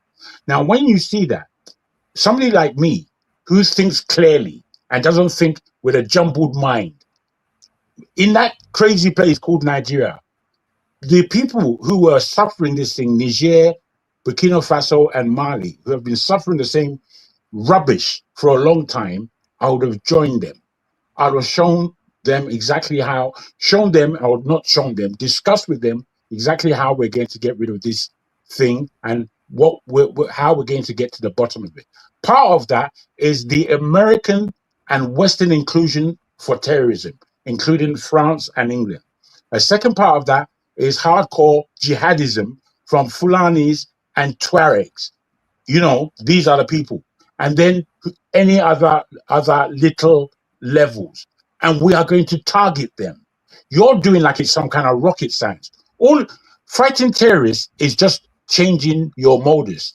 Any army that is worth their salt would know how to operate with them. And I don't give it the example of the Middle East because they're not doing it in any way. But I can show you that in Iran, there are no terrorists coming in there to do anything. Because the Iranian the Iranian army would know how to deal with terrorists in their land. They would know how to deal with it. You understand? So bring the terrorist number down. Bring the terrorist number, bring the Iranian military number down to that of Nigeria. You see how they are going to be able to. They won't. No, it's because they're serious about guarding their country. It's not about. I'm saying to you that there's a serious unseriousness about the way Nigeria is dealing with its problems. It's not serious. What are you talking about? Numbers ain't going to change shit because none of them are serious. I also say, why is it that we can't even see the truth on the ground? Why is it that your cities are safe? Hold on. Why is it that your cities are safe? Do you think we have intelligence in the cities? Hold on now. You're just speaking from your same hymn sheet. Answer this question. It's a simple question, Jago. Your cities, do they need intelligence to protect the Nigerian cities from terrorists? Why is it that the terrorists don't like to go to the cities? Where the security officers I found evidence. I believe in facts, yeah. Okay. So I found I like that. Okay. Yeah, me too. It's better than my man's silly question. So it says, yes, the Nigerian government has been rehabilitating former insurgents through a program called Operation Safe Corridor. Yeah, you hear that? But yes, I've heard that. How you missed all of that out? I don't know how. Calm down, Chagun, calm down. I don't believe that you haven't heard your that. jargon. Calm down your jargon and let her finish reading. We are trying to sort things out. We are one family here. Yeah. It says, yes, the Nigerian government has been rehabilitating former insurgents through a program called Operation Safe Corridor. The official integration of these individuals directly into the Nigerian armed forces is a subject of intense controversy, public outcry, and allegations. And you know there is no smoke without fire. I'm saying that. Evidence and context surrounding this issue include official rehabilitation framework through Operation Safe Corridor. The government has radicalized and rehabilitated thousands of low-risk surrender former combatants from groups like Boko Haram. Participants undergo physiosocial support and vocational training before being released back into society. So there are denials of integration. The Nigerian military and defense officials, including Minister of Defense Christopher Musa, have formally stated that the goal of the initiative is leniency for those forced into terrorism. Can you see leniency? And have denied that the former terrorists are actively being enlisted into the military. Very good. And military allegations. One moment. Despite official denials, there is significant public concern and widespread distrust. There have been circulating reports and viral allegations of specific ex-combatants receiving amnesty and being subsequently enlisted into military operations. Additionally, frontline soldiers fighting the insurgency have complained that these rehabilitation policies Are you hearing that? Hold yes, on. I made the research. Hold I'm on reading to it what? Again. as a fact. Yes. That's We are not clarity. hearing anything. Don't, if you cannot, just calm down. Let her finish. I'm done now. So Please. when there is no smoke without fire, okay, I do believe that these things happen. And I have this thing to say. I have to get it off my chest. Please, guys, let me. I'm saying, when I say what's good for the goose is good for the gander, they're saying, Mr. Ayo is saying, AY, that, oh, don't upset some people, some insurgencies. I'm not attaching them to any group now. That's me, destroying Nigeria, attacking Nigerians, and that there should be no. If what Igboho says happens, heaven will come down.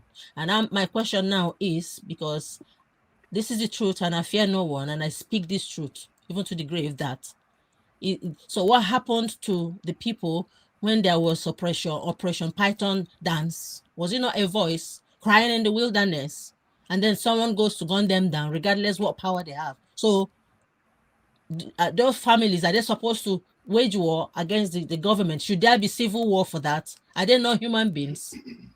They have 20 heads. Are they better than boss? Are they better than them? I'm asking. Let me. This thing has to stop. Oh, it has to stop. Please, I'm begging you guys. I want Nigeria to work. I love Nigeria, but I don't like injustice for anybody. Isimire, please. I think you are misquoting me actually. You see, I'm not misquoting you. I'm trying to let me put the two together. reiterate what. Thank you, sir.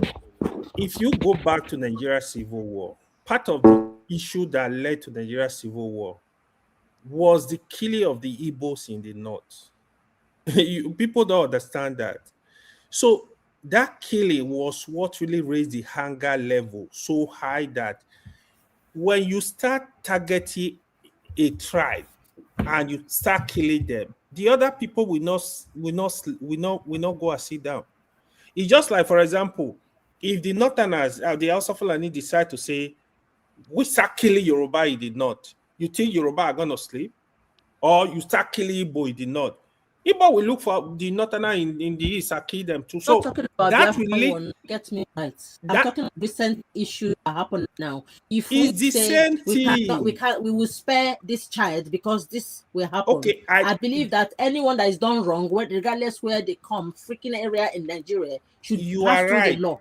Okay, do you know? Let me ask you. Do you know what Sodegbo said? Do you know what he said? I don't think you understand what he said.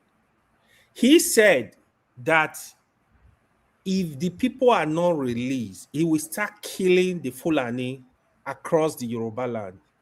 That's a wrong statement to make. That is wrong. But you can say, I will start looking for the terrorists, the bandits in the Yoruba forest, I kill them. That's a correct statement.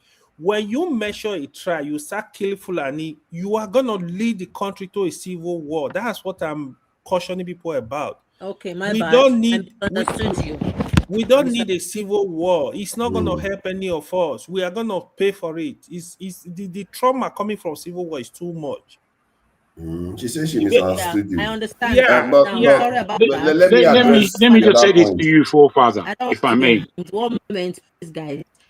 I thought it's okay. Hello, it's okay. We understand you guys. Let me say this: the statement that was just read. Take my voice, please. Let me finish. Let Hello finish, please. I'll just keep quiet after that, please, sir.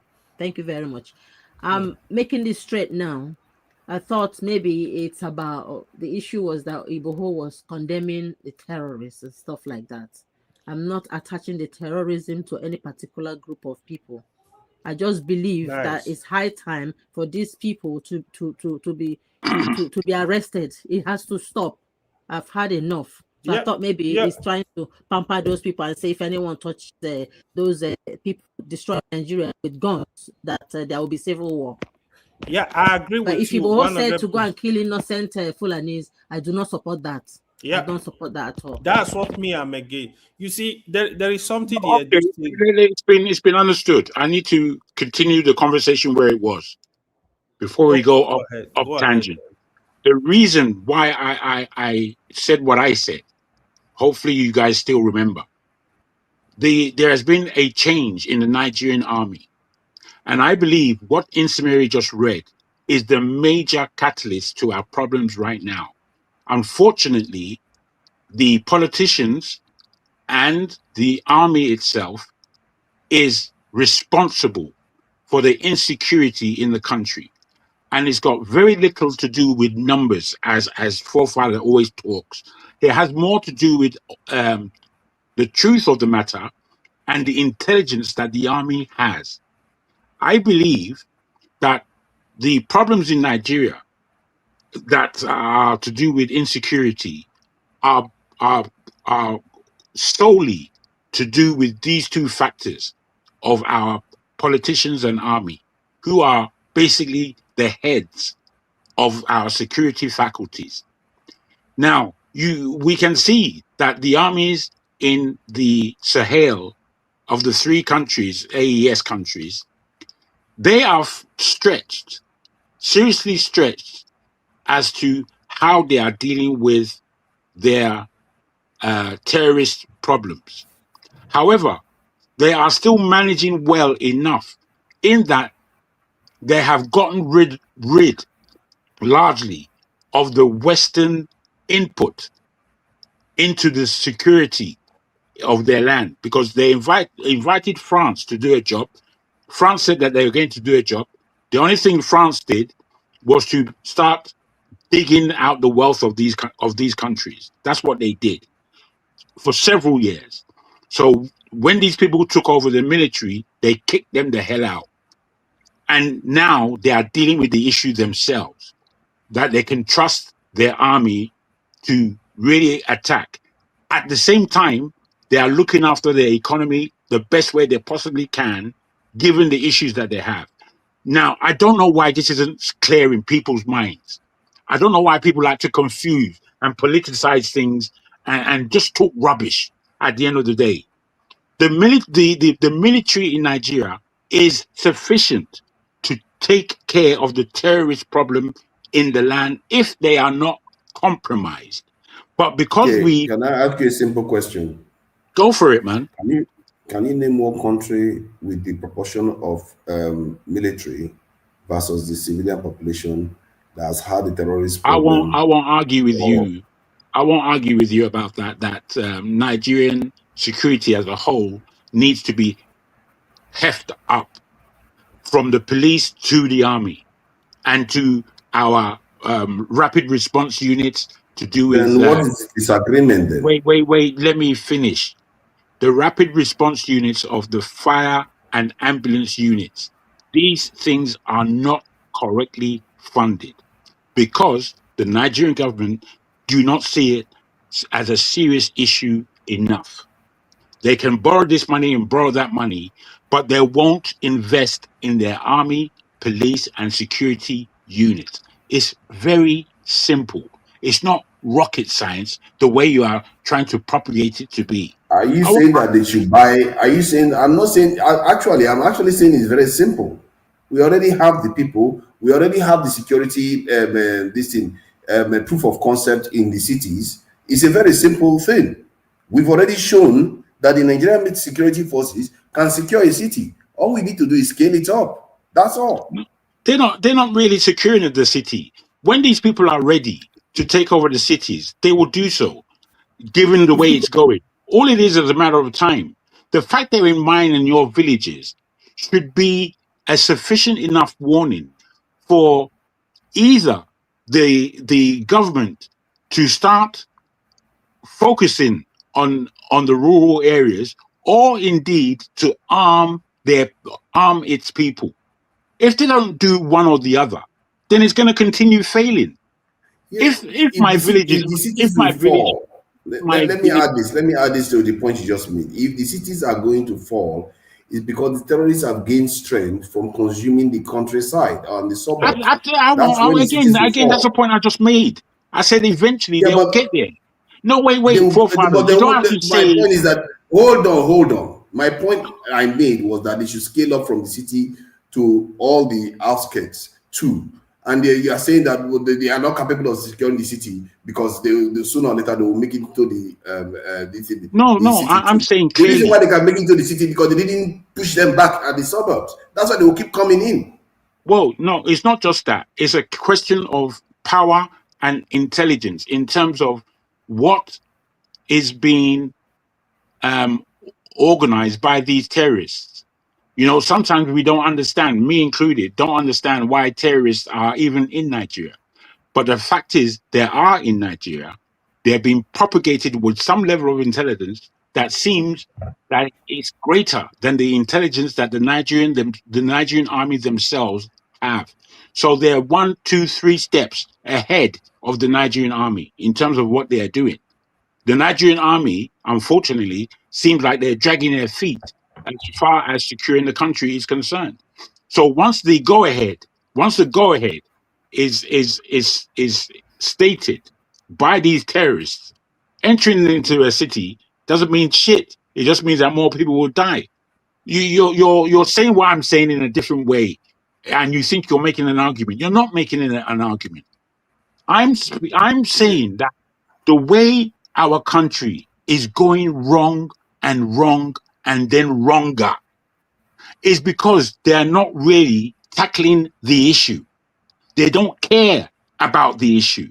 If they cared about the issue over the last 4 years or whatever it might be, instead of what Tinubu did in wanting to fight governments, no matter if they are military what or are they tackling? You are going sideways now. You didn't finish listening. You did not. That they're supposed to tackle. No, you're talking about government this thing. Unfortunately, you didn't take your time to listen, which is a shame. But it's what you do, so we know. But you are going to another tangent. You're not focusing on the point. I'm focusing on the point. I don't believe you are. I'm saying if there was any seriousness with the present Nigerian government or with the former Nigerian government, which comes from the same idiotic party, which is why Nigerians are crazy, if you ask me, to vote the same party that has made such mistakes for the past 8 years to reintroduce another idiot from that same party to continue the rubbish. As he himself said, instead of looking to go to war with Niger, which was the whole thinking of an idiot, where you can know that he positioned himself with the French, with the West, instead of with Africans. He would have joined those said African countries who are actually doing the job of fighting terrorists. It's a very simple thing that you seem to be confused about. I'm not confused like you, and I would never enter into your level of confusion because it's clear. I have a question for you, sir. You say what? I have a question for you, sir. I still didn't hear you, man. Can you hear me? Yes. Can you hear me? Much better. Yes. Okay. My question is, who do you think is arming the bandits and training them? Because for you to be able to carry AK-47, you must be able to know how to shoot. Who do you think is training those people? And what do you think is giving them confidence to go to cities and do the unthinkable? Who is empowering them in our society? Because I do believe that Nigeria can wipe them out if they want to. So what's happening? Because this is getting out of hand. They are not going to cities though. That's the problem. They are not going to cities because they know if they go there. Where they went to, is it not Ankwara? It's not the cities. I saw the video that Dr. W is played here. The man said they don't have anybody in that area. And that's why Lamido came from Abuja to say that they're going to recruit 1,000 there. The signs are everywhere. They don't have people there. That is the problem. And I keep saying this for years, and our people keep arguing. Why is it that the national security advisor from Abuja comes to that area and say, we will recruit 1,000 in this area? because they know that's the problem. There's nobody there to protect our people. Are you saying bandits are not in the cities, snatching people, forefathers? All around Nigeria, not just in the north. Compared to the areas they attack 40% difference or 50% difference. The areas they target the outskirts the most. Most of the devastating attacks are in the outskirts. The F-1 to come to the city. That's what I'm talking about. The F-1, the city ones tend to be hit, like terrorist bombing, those type of things. That's because they don't have time in the city. And that's what you want to do. But they are with guns. There's no mercy for anyone that carries gun to shed blood. There's no mercy. That one you don't. Me, I'm not in any business of having mercy for any terrorists. You have to deal with them where they show up. First of all, we have to deny them time. They're having too much time to kidnap 40 children and hire downfall, and they carry them to this, maybe with a conductor too, stopping and picking up more. I don't know what they are doing because nobody seems to stop them. They just travel and go to wherever they take the children into, and nobody knows when they are. Do you know how many hours it takes to reach where they are going? And nobody is able to stop them. That cannot. It just shows you that there's so much large spaces in Nigeria that is ungoverned. There's nobody there. Forefathers, are you telling me that when those people had the children and they were asking that money should be deposited in the bank in Benin, that the government could not track the bank account, contact the Benin government, and catch these people? How? I don't understand. Sometimes I'm shivering. That's a very good question, actually. How it's a very subtle but very, very solid question. And get away with it, and then we will now come and say the election. They will campaign. I don't understand. Without this, it's just that Nigeria will not survive. Nigeria will not survive until whatever shenanigan is going on is destroyed. When I mean destroyed, what's good for the geese is good for the gander. As Nnamdi is giving life, I'm not being tribal now. I'm saying if you're going to give people that penalty, if you're carrying a gun and you have shed blood, you should be eradicated from the surface of the earth. There's no mercy. There should be no mercy. But you ask a question that we don't want to let go. Hausa or Igbo, I don't care. If you carry gun and kill another person by our law, bye. That question you asked about, where did they pay to? Whose account did they pay to? That is a very valid point, because I don't know how they do it. Maybe if he wants to share something with us, how does that happen? You people are going far. Why are you people even going far? Gumi told you people that the federal government knows where these people are. They know them by their names and by their faces. That is not the answer to the question. Hold on. Because why don't they close the account? Why don't they close the account? Hold on. Why would you even get to that point that a terrorist will tell you where to pay money into?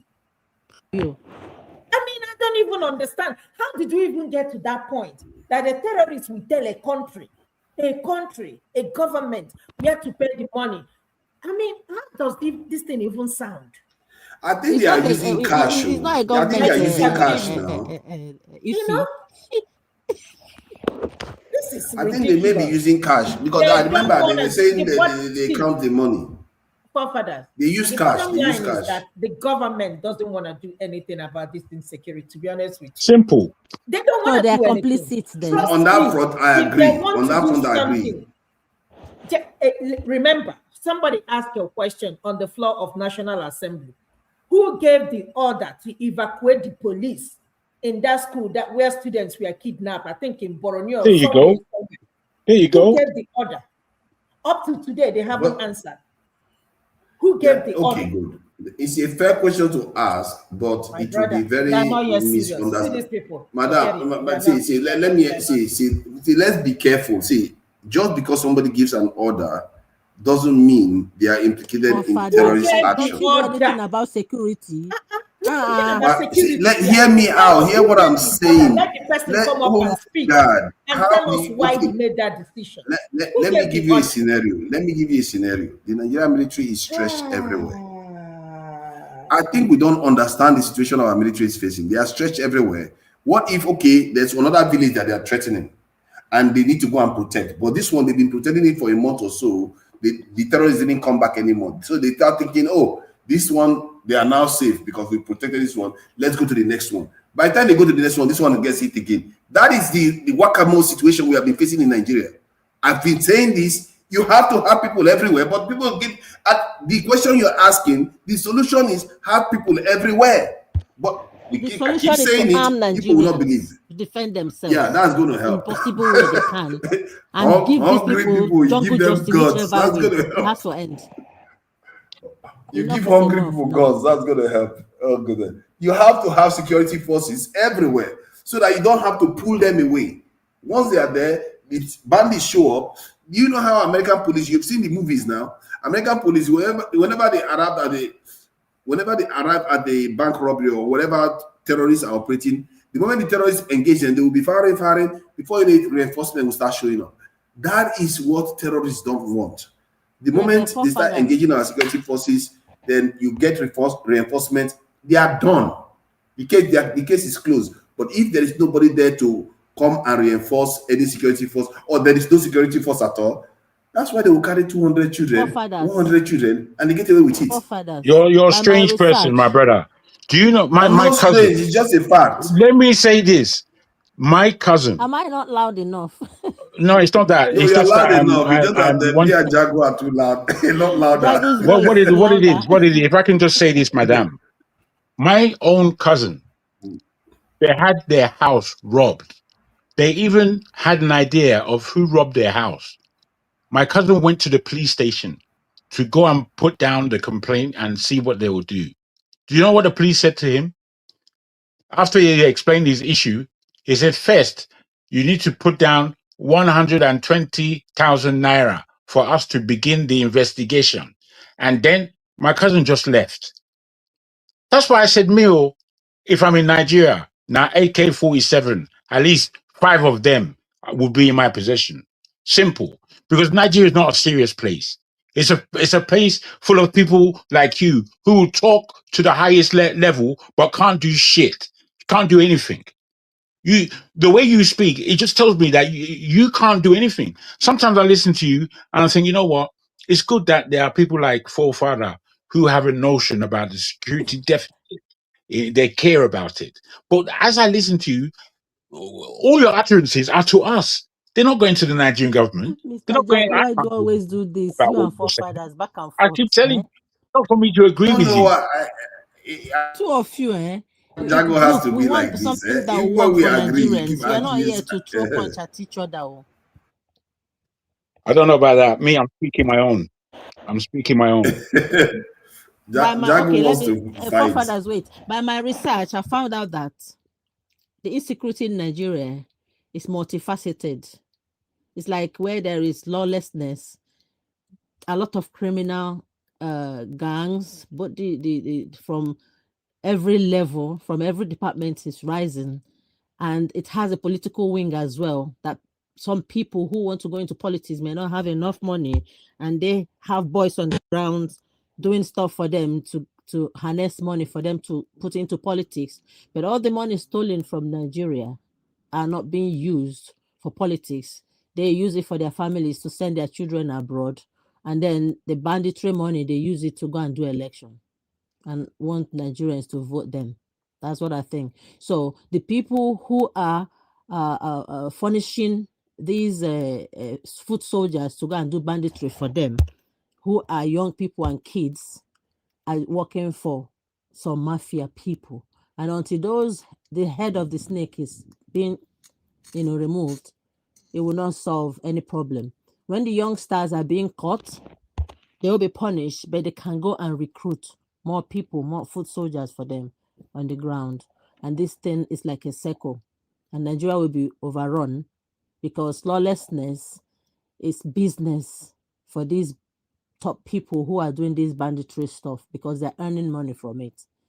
They may be in your politics, they may be in your military, they may be in government. We don't know, but I'm sure there is something like that. Otherwise, tell me how bandits can roam freely, do whatever and give order from a bank account in another country and threaten the country to change its law because of something if they don't have power? How is that possible? Who is giving them power? Who is behind them? Who is backing them? What's making a dog to bark? There's something there. So we need to look closer to the people that matter in that country, because I can assure you, if government of Nigeria really wants to deal with these people, it won't take more than a month and they'll be all gone. But if they are not doing anything about it, it's questionable. But why? How can it be 1 month to take care of something that superpower like Israel and this thing could not deal with? Yeah. The terrorism is a specific type of problem. It's not even that hard to solve. I don't know why we look at this thing as if it's so hard. Imagine your current statement. You know that you said two things that are opposed. Firstly, you said, so you are aware that you said, firstly, how can it take a month? And then you said it's easy. You're a funny guy, man. No, because the approach is whenever they say the government can solve it the way it is right now, that is the one. It's like, I don't know how to describe it. It's like trying to wash people with water and not expect them to get wet. Okay, somehow. I won't even tell you. Before I tell you, let me ask you a question. Do you think that Nnamdi Kanu being in prison or found guilty for whatever, and now he's in prison for life, is a correct guilty statement for that individual? The banks are giving bank accounts. For me, the law has already taken its course, but in an ideal nation, any individual that threatens the state, that incites violence, they tend to answer for it. If you do that in the Western country, you are going to answer for it. Very good. Very, very good. Now, Nnamdi Kanu, for all his faults, has been present. Whilst he may have escaped Nigeria for a while and foolishly come back into Africa, already knowing that Nigeria will be at his back, he has stood up in everybody's sight. We can all see him clearly going to court every day in the same clothes and becoming a frustrated individual before he was sentenced. Everybody else that we know should be in that prison is running behind any kind of cover in order not to be picked up and brought to justice. And even further than that, they have been given protection. Further than that, they have been allowed by said politicians to roam around the country creating havoc. Is Nigeria a correct place? It's not. For me, I don't like Nnamdi. It's not. I'll take that back. It's not that I don't like him, because I understand his frustrations. I don't like the way he went about his thing. I don't like it at all. Having said that, I don't see him as a terrorist. I don't see him as a killer. You know, I don't have any proof of that. You know, you may, but I don't. And I don't know who does. What I do see, that he has incited violence. I don't see him as a killer. What I do see is that there are people being killed in Nigeria on a daily basis. And as such, there are people who are actually doing this killing. The people who are doing this killing are somewhat known within the communities that they come from, that they hail from. So, you know, for the Nigerian government to have enough information as to where they actually are, as has been said, they've been paid ransom into some level of account. Even if they've been paid cash, it means that you're handing cash over to somebody. None of this is being followed up. And it's not being followed up because it's not about to be followed up. But you somehow believe that Nigeria is a structured country where you can tell people who don't want to listen to you to arm more individuals into the army. These things don't add up to me. It doesn't add up like a conscious thinking. Don't worry. One thing I can assure you is if this solution that this solution that I'm recommending doesn't get done, our insecurity will, when I say will, it will never end. Even if the terrorists decide to return that's to the not state, rocket science, bro. let me finish. Even Yeah, if but the that's the terrorists, easy thing, isn't it, to say? no, but You don't have to assure me of that. okay, fine. But that's what I'm saying. My point is that if you want to solve the problem one way or other, it has to involve increasing personnel on the ground. State police, if they can do it in a way that increase the personnel on the ground, it will solve the problem. One way or the other, that solution still fundamental still needs to be fulfilled. Otherwise, you said it yourself that the Nigerian government know the terrorists, as if that is a breaking news. Hamas, everybody knows Hamas, and everybody knows where Hamas is. I don't know why we don't use this information. They know where Hamas is, but they can't get rid of them. Why is that the case? If that is impossible for such a ruthless country to do, what makes you think Nigeria, where people are busy talking about repentant bandits, will be able to do it? Yeah, but who created the organization of Hamas in the first place? So how are they going to get rid of them if they are not going? They are there to serve a purpose. How about Hezbollah? Hezbollah is there to serve a purpose. All of them too. They are there to serve a purpose. So if Al-Qaeda is there to serve a purpose, what makes you think that the one in Nigeria is not there to serve a purpose? Absolutely. Exactly. The forces at play uses the fact that you don't have enough people to take care of the terrorists to operate in your territory. And the same thing is happening with the Sahel nations too. Until to be fair to them, they are trying to increase the size of their standing this military too, but they've not even gotten remotely close to not even one North African country, not one. As a matter of fact, Egypt has more soldiers than Nigeria, Benin Republic, Burkina Faso, and Mali put together. One country, Egypt, has more. Why?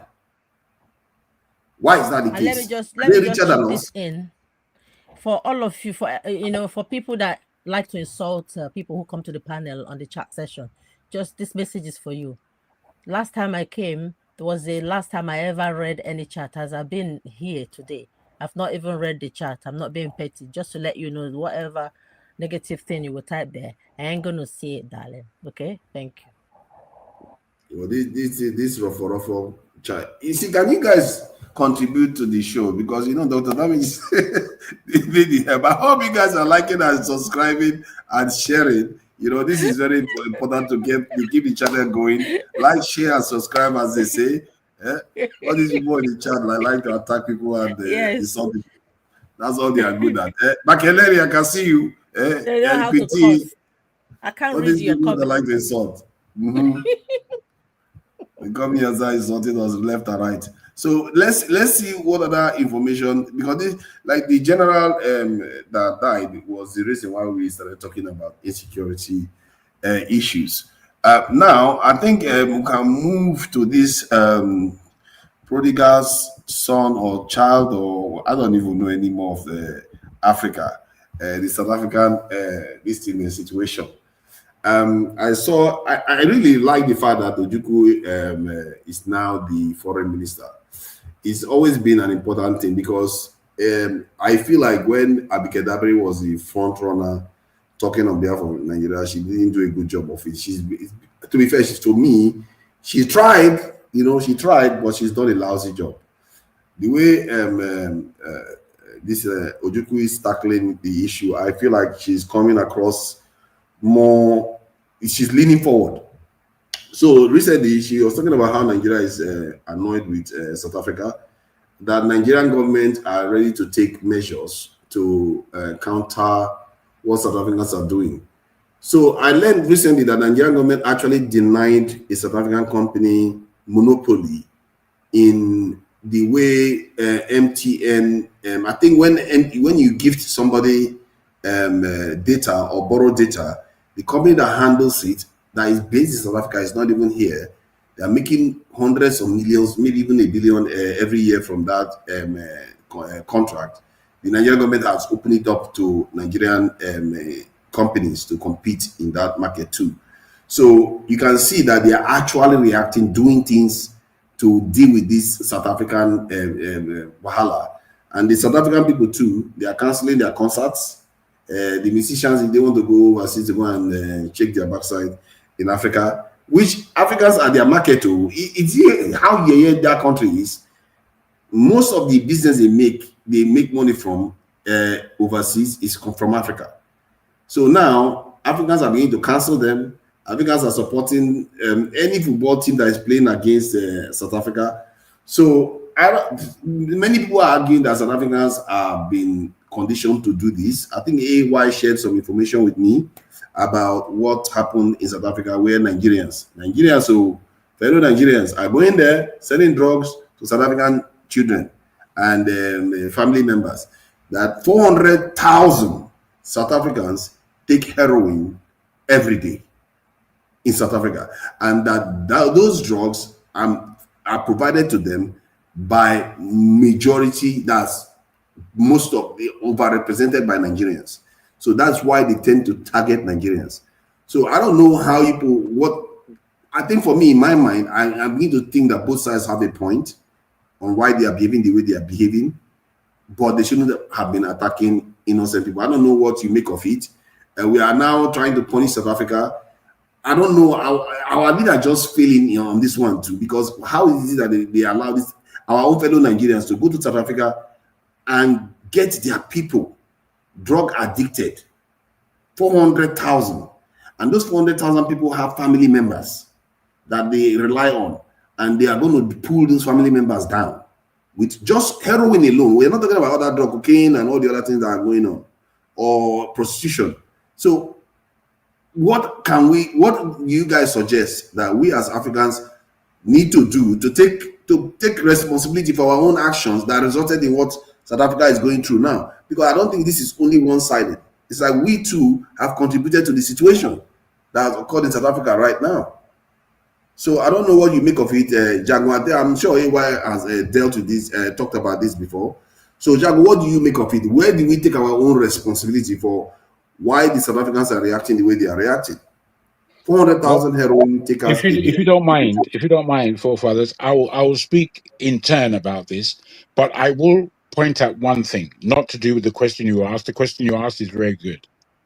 I'm pointing at the comment from McAnally, Mark Eneley. I think his point is fantastic. I don't know if you can look at it because it's real, and it's for you, my best girlfriend, Insimiri. You see, it's not good not to follow rules, and I know how I'm looked upon on this channel, like a rule breaker. And I always say that I behave the way I behave largely because of the instruction of the host and how he or she hosts the program. It is not good for us to come on this channel and command that I'm not going to put my camera on. It's not good because you're a woman or whatever. It's not good enough. You know, this show says everybody should put their camera on. That's what the show said. Yet somebody will come on and just ignore that rule, don't care about what anybody else. It's not fair. This is why Nigeria is in the state it's in. This is why. It's because people believe that they're more than the law. Why haven't you got your camera on? For real. Okay. Because you're more than the law as far as you're concerned. I think because man, it's not good enough, Joe. It's not good enough. For Dr. Damage's session. For if forefathers don't like it, he's the host of the show. Respectfully, okay, and you're arguing a case that is unarguable. It's only the women that come on the show and do this. That funny woman, Adana, she would do the same. Where she would have a whole show where she breaks all the rules and believes everything is okay. Ridiculous. But I can wear gloves too. So, it's ridiculous, so I don't know what you have to say about it. Respectfully, sir, if forefathers say so only forefathers can quote the law. Put my camera on or show my face, my ugly face, I'll be showing it, darling. Okay? I see. If he doesn't, darling. I think that's why I directed my question to him, even though it's about you. Let me just clarify. Let me clarify this, please. See, the women's show on this platform, they've given them the privilege of coming on without a camera already. And I too extended it to my channel. Who would I be if I insist that women have to put their camera on all the time? You'd be a man for once. You'd be a man. You'd be a man instead of being a slithering creature. You're I'm gonna not show being you my very face, so kind. you'll be okay. You're not being very kind. I'm answering your question. You asked a question, I answered it. My It's not point about is, kindness. my point is that we have to give some difference because we are not the same as women, and the platform has already given women a pass on this matter. And besides, we know who she is. It's not like she's a new person that we just brought her in because a woman, no camera on. We know who she is. But when she shows her face, look how bright and lovely she is. Why should she show it down? That's all he's after. That's all. Father, let me tell you, Jago is not even interested in. Jago is just interested. I don't know why you're calling my name, self. I don't know. You and me are not related anymore. I cut you off. I cut you off, bro. You have no reason to call my name. I don't call your name again. You don't seem to appreciate that. You don't worry. Be quiet, man. I'm not talking to you about anything. Bruh, I know they talk to people that can call me bastard. I'm not in it. Call you bastard. Come on. You did it, you freak. Like that. Jago, don't let anyone get on your case. I don't know why Jago like fighting. Why you people it's not fighting now? I'm a peaceful person. You should know by now. Except you fight me. See, that's why I don't you need to use words accurately. You know me, I'm a man of words. Sincerely, that was so I hear words very well. You know I don't even insult people. You know that. Except you push me to the wall. I see. You're pushed. That was a big error. That was a big error on my side. I don't know about that. That's up to you. You choose your own words. Okay. You are the you use all the evil words in the dictionary of people. At least I don't swear at people. Today alone, you've used only God know how many words you use on forefather. And forefather he owns all of the words I use. Forefathers, do you want me to keep my face showing, or am I allowed? No. I think you're okay. You're okay as you are. You see how you are shining. You don't want your shine to come out. See if you now with glorious afro, showing us beauty. I enjoy beauty now. I don't like polygamy, so I'm hiding my And you don't like polygamists. Where Najago, you know, Father like natural hair. So now, if he's keeping to that room, no artificial. Oh my God, who is that has contributed to the channel? Oh, look at that. Somebody has contributed to the channel. God Almighty. Jago wanted to see pretty eyes. Jago is polygamous. I only want to do you. If he don't do you, I want for you, sir. The moment he saw her face, he started smiling. Jago, you're mischievous. Jago like beautiful women. I tell you. Okay. What is going on with NDC? Okay, they are trying to make them sign so that they don't hop parties when they finish the election. So they are worried that is going to create another problem for NDC moving forward. Maybe because if they try to force their members to sign a non-defection kind of agreement, that it could lead to it contradicting with electoral law. I don't know what you know about it, AY, so that you can give us more information about it. I'm not sure what that is all about. That is dangerous, that it might lead to NDC getting deregistered. Can you repeat what you said, actually? Yeah, they are trying to make NDC members sign a non-defection this a clause or agreement, so that they don't defect. You know how Nigerians. Yeah, the reason they're doing that. So the reason they're doing that, they don't want what happened in Labour Party with Peter Obi to happen again, right? So in situation where people just like come into the party and they use the popularity of Peter Obi to win elections, then they decap to other party after winning election, and they don't even respect the party. They don't follow party rules. So what NDC tried to do, they try to stop those defections. But in the research, I don't think you can really stop it, because we have laws that have actually stopped inter-party defection already. But when there is crisis, they look for the loopholes. When there is crisis in the party, they are able to defect. So the highest, the worst you will do, you go to court and tell them, okay, you are going to fulfill your seat for defecting from this political party. So are they able to do that? So for me, I think it's a welcome development, but who is going to honor it anyway? How are you going to implement it? This is where the problem is going to come from. It's a way to go, because I really expect, that's why some of us were blaming Peter Obi. Peter Obi was supposed to show that leadership, like, if those that defected from Labour Party, tell the party to charge them to court, at least go and they should try their luck in court and see if they can make them to fulfill their seat. Because a lot of senators, a lot of rep members, a lot of House of Assembly that won the election of that Labour Party, I'm sure, if not 100%, they all defected to other political parties. So that's what the NDC, they tried to stop. But they excluded Peter Obi and Kwankwaso from such agreement. But every other person coming as senator, rep, all other positions, you have to sign that agreement. I mean, I think it's still a welcome development. You see why they are doing it? You see why they are doing it? Because you know what I said last week or so about, not last week, last 2 weeks, about the NDC members now are going to use P2B as a special purpose vehicle to get into office. Yeah, exactly. They can just switch parties. You see Yes. what I mean? And Yes. I think that's why these people want to put a block. Yes. So that Yes. if they make it into office, the members cannot move anywhere. They're stuck with the party. Yeah.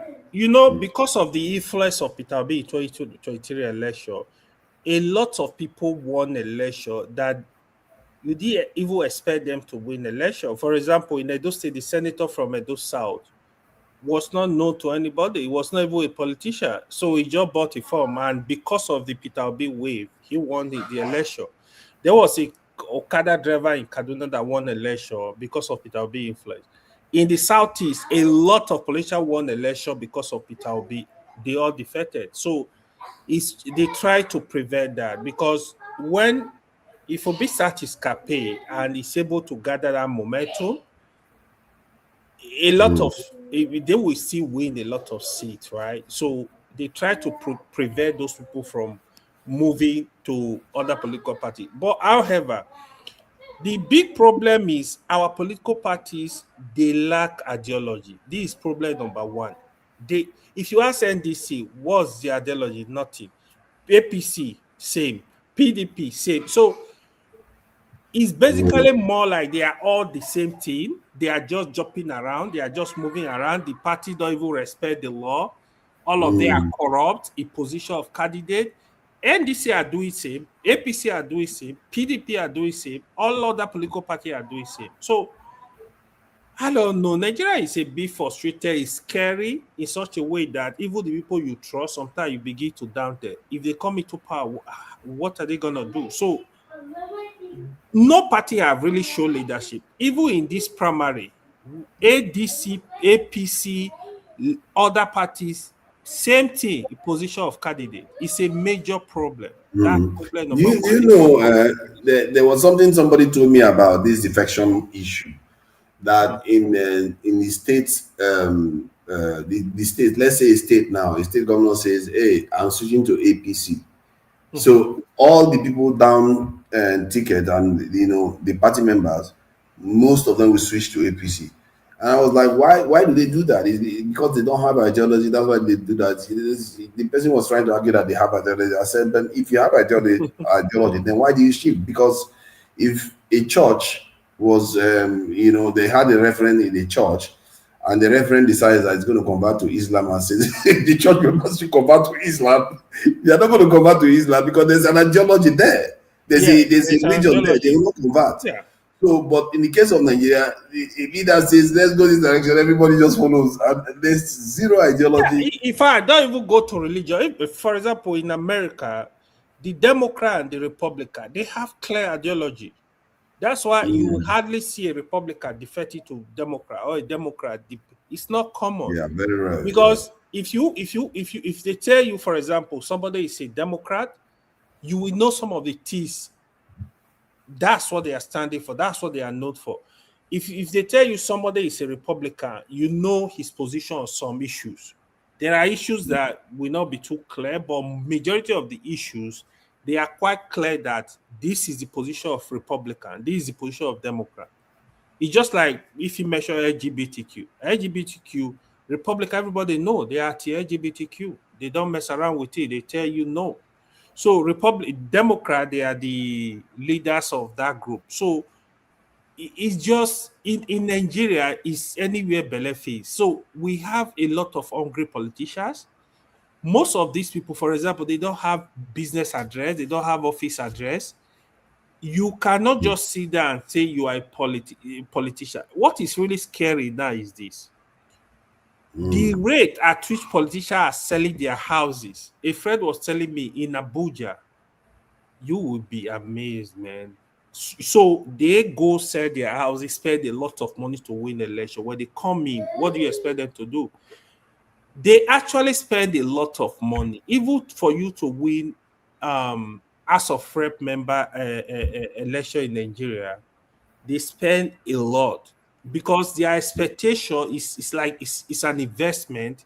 They need to get return. This is a major problem. So if anybody we still need electoral reform, very strong one, holistic. Yeah, I think this idea of anti-defection, if you win a seat in a party, you shouldn't be allowed to take that seat from the party and move to another party. I think because of the way Nigeria is, they should really stop that, because it's killing some parties. Here is the problem.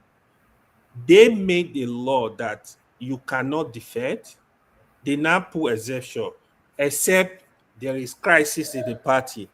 Nigerians, you know, they will even create crisis because they want to defect. That's how they said it's just like, let me say this, just how we were discussing electoral transmission of results. There was a loophole. It said, okay, like it's not mandatory. In the case you are giving Nigeria a loophole to cheat, make transmission of result mandatory. Any result that is not transmitted within so time is not avoided. Exactly. Period. The moment you make, if they will use that clause to go and do what they want to do, how are you going to prove it, though? How are you going to prove it? They will tell you they don't have network. How are you going to prove it? There was no network for them to transmit results. So making mandatory, they will look for the network. It doesn't matter anymore. If you don't transmit result to the center within so time, the election that polling unit is not avoided. Cancel the election. Yeah, they will have to start. They will sit up. But you see Nigeria, you see some of them that were arguing that no result must be result. No, it doesn't matter. Some of them that were against it. I tell you, because probably they have people in power. If those people are not in power tomorrow, you will see them. They will start crying. They will change. The politicians that are in power today that went against that law, just wait. The next 4 years, they will start crying. This is what happened in Nigeria. It's a cycle. Do things to benefit everybody. No, they will not do it. Do the right thing so that everybody can benefit, but they will not do it. They will do it to protect their interest. It's a problem. Forefather, I don't know if you can ask the question again that you asked before I spoke about the issue of non-camera, because this level is too boring for me. It really is. And I can't talk about rubbish Nigerian politics. It's just rubbish. It doesn't make any sense. I don't know how we can make sense of it. Talk about South Africa. You asked about South Africa before somehow we went back to Nigeria. I did ask about South Africa regarding whether we have to take some responsibility in inflicting some of the ills in their societies that has led to this blowback from them. Good question. As you said earlier, our Mrs. Ojukwu, I like how she speaks. I like how she presents herself. And I like how she's able to answer questions and go to the subject and tackle it. It's unfortunate that her boss is Tinubu, because it seems like somebody like her There are politicians like her that can really tackle, especially on an international level.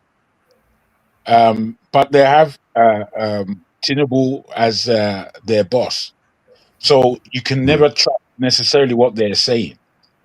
There were a question about those Nigerians who have 100 and odd of them who came back on the first flight, that they were trying to arrange things for them in terms of housing, in terms of how to relocate back to Nigeria, in terms of how much money they are able to bring back from their homes, which is again something that underlines the problem with what James had to say about we should just leave, and that other guy, what's his name, strange guy, Kristen, where he just speaks without thinking.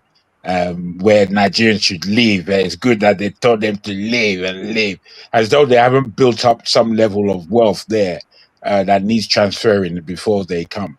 And, James leaving South Africa, nobody pushed him out. He left of his own volition. So, his references were totally rubbish. I don't care his age. I do like the gentleman, but it doesn't matter who's talking rubbish, or I would underline that they're talking rubbish. You know that already. So that's one. Secondly, ourselves now, Nigerians. I remember when Nigerians in the 80s first started to come into this country in a great swell. Right? They were a disgraceful bunch. They were a disgraceful bunch. They didn't know how to behave amongst certain people.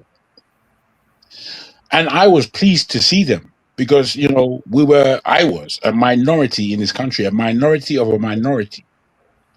And standing up as a Nigerian, as many of us who were here in the 60s and 70s used to have to stand up by ourselves.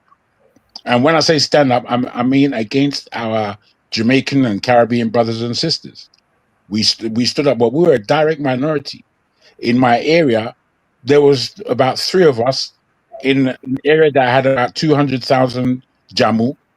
You understand? That was the ratio. So I know that Nigerians cause problems wherever they go. They can't help smelling. One of the issues that the Jamaicans had with Nigerians was our cooking. It took a long time for them to even taste our beautiful cuisine, because we would just be cooking shaki anyhow, stinking and oggy. When we used to do that, the whole house was stinking, man.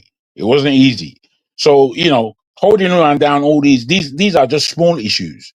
Then the issue of criminality that Nigerians were doing. I told you, once I had a friend.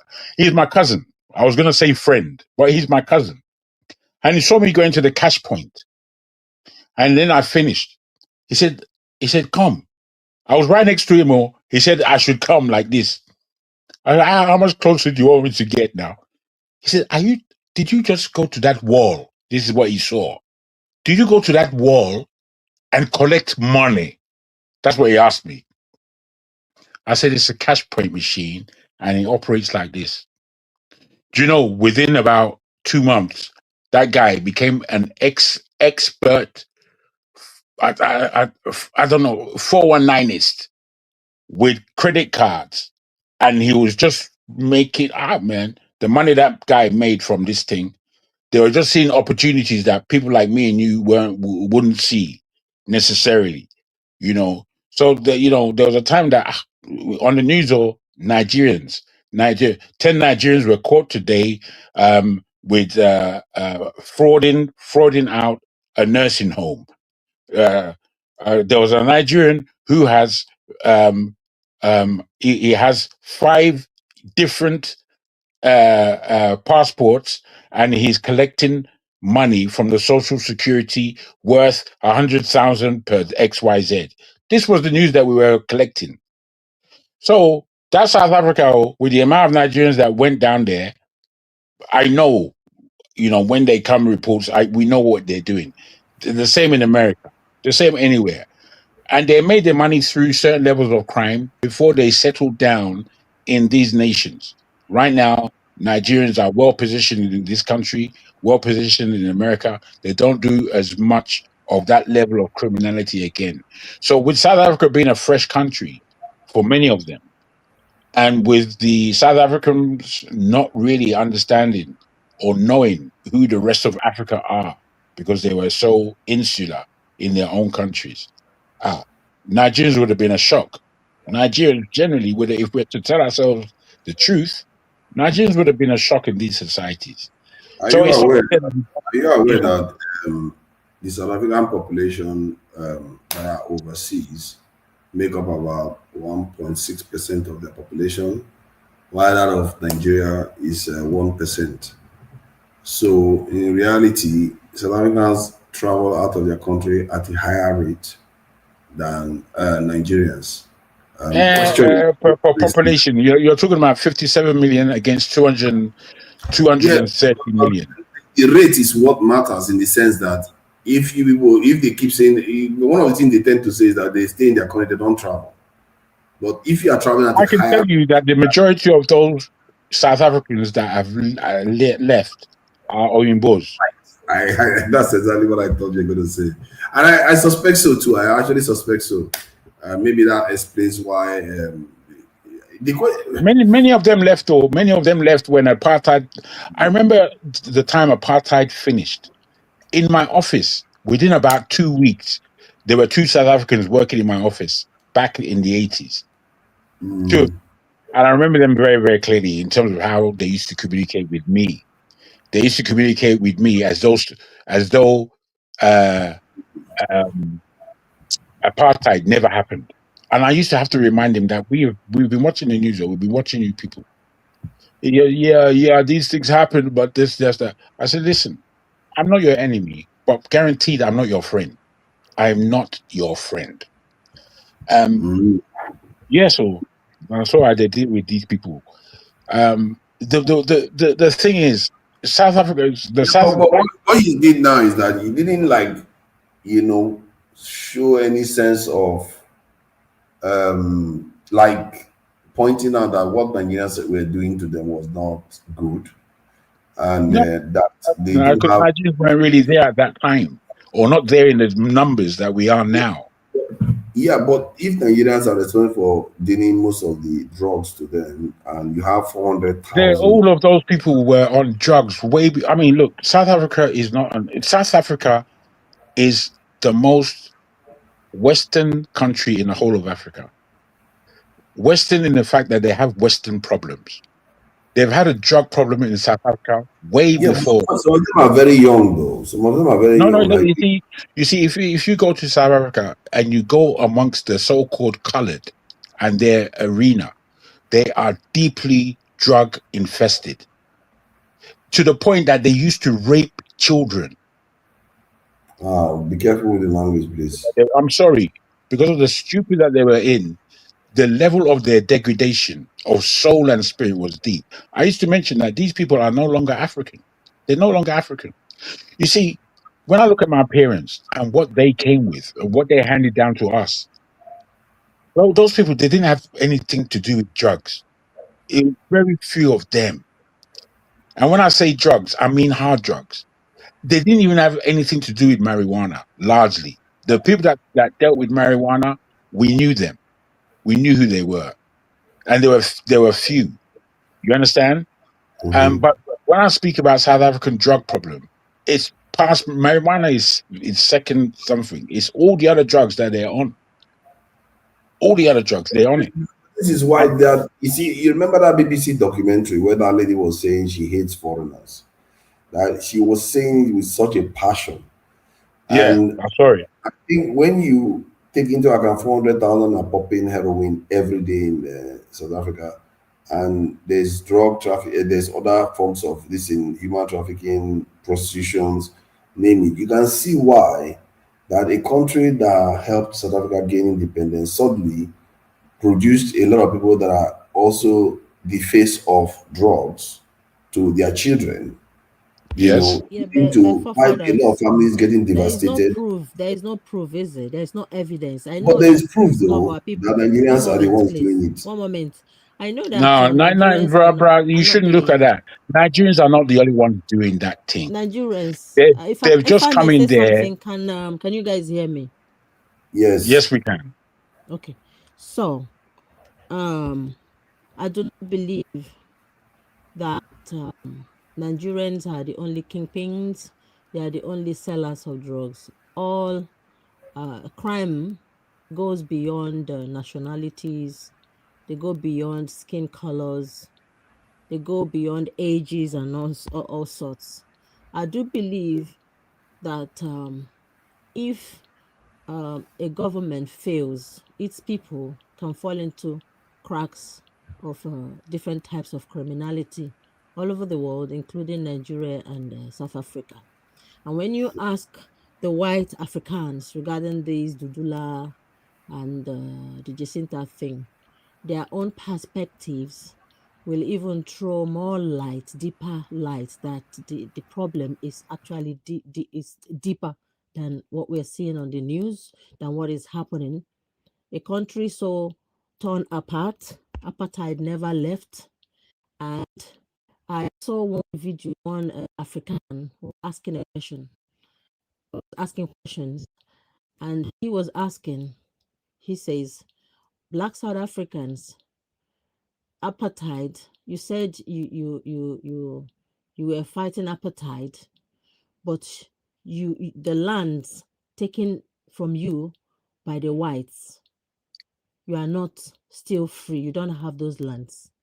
You said you survived apartheid. Apartheid was your problem, but we have not been in power for a very long time, and you have run the country to the ground, and you're blaming foreigners.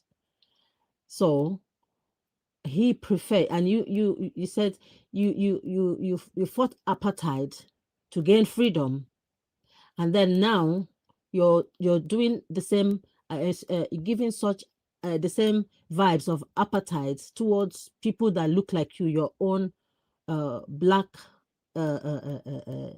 kind of people like yourselves.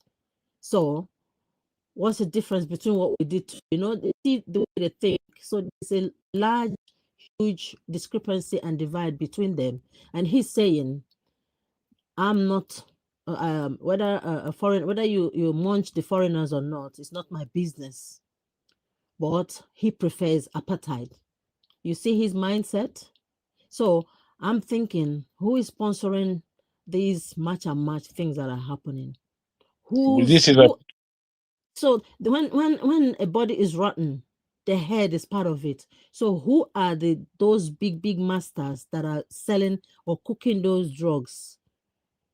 The top people, not the middle people or the lowest people that are selling it, because people that are selling it are not just Nigerians. Let me preface. Only people in South Africa. You understand? So I believe that something it's happening in South Africa and is deeper than we think. And even some Americans now, some FBAs are leaning into this issue that is happening, and even giving a stronger support to these Dudula movements to drive their own brothers, and even invited some of them online to come and speak. I'm seeing that this is a business opportunity. Drive away your brothers who are Africans, and some or maybe Black Americans, the FBAs can come and invest in those areas. It's clearing the dust, and then we, after the Africans, the brown, and then the African diasporas, whether they come in the form of FBAs, having businesses in these areas where people have chasing their brothers away. But can the Black South Africans get educated and leave drinking? Because this white person said that in the afternoon time you will see all of them drinking. When they finish drinking, the women will take men home and sleep with men whilst their children was in the same room there. He was saying that, and then said, stop blaming foreigners, because a system that does not work, a system that does not create a crack for criminalities, you cannot scapegoat people, because you cannot face your problems that is standing right in front of you. Wow. Let So me now play this video. 1 minute. Let me just round off the.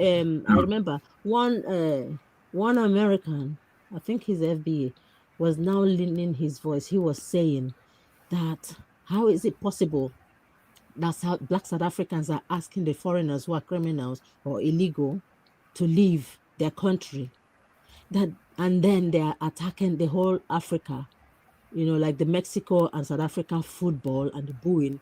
You're attacking South Africa, that is one of the most mineral richest countries in a country in Africa. And when I made my research, the South African mineral resources are embedded deep into the soil. You have to spend a lot of money to get those rare earth deep down. And they've been mining this since the apartheid, a long time. When those people came, those foreigners came, they've been mining all the resources and using it to build themselves. Like unlike Nigerians, one we mining is just surface stuff. We have a lot of mineral resources. Doesn't mean that South Africa is the richest mineral resource in the whole of Africa, making their Black South Africans think that they are white. They are fooling themselves. They will look at an African and say, "This is my brother," and you Abahambe. They are trying to create a rainbow nation, and then the African is saying they don't know you, and they are seceding. They want their own country in a Cape Town. So how is it going to work? So I'm saying with this voice now that Nigeria should not do what South Africa is doing, because by my research, they have a lot of environmental disasters because of so much of mining deep down the earth. You're disturbing the tectonic plates, and when they move, they are shifting and causing havoc, tsunamis and stuff like that. That's why Pollution of the air Goldfields, which is a South African company, that's why they're in Ghana. Yes. Because right now Ghana is the richest gold in Africa in terms of They export. love mining, everything mineable, but they're destroying Ghana. So I'm saying for Nigeria, we should not go that route, because maybe in the next 100 years, they will not be able to mine again. Then they'll be going around the whole of Africa to start mining everywhere and causing disaster. Well, the fact of the matter is that all the gold, the majority, not all, the majority of the gold in the world is what came out of East and West Africa in terms of the Mali Empire back in the day, and the gold that was being traded through Egypt, through the Eastern African duct. That gold is still the majority of the gold that is being traded around the world today. So it's not let me just quickly share this video before we round up. Before you round up, let me just share the video before you round up. Before we also round up, because I think we are well over 3 hours. You know, this young lady disturbed me from finishing what I was saying. I think you know that. Let's see. Woman, then he goes and does something like this.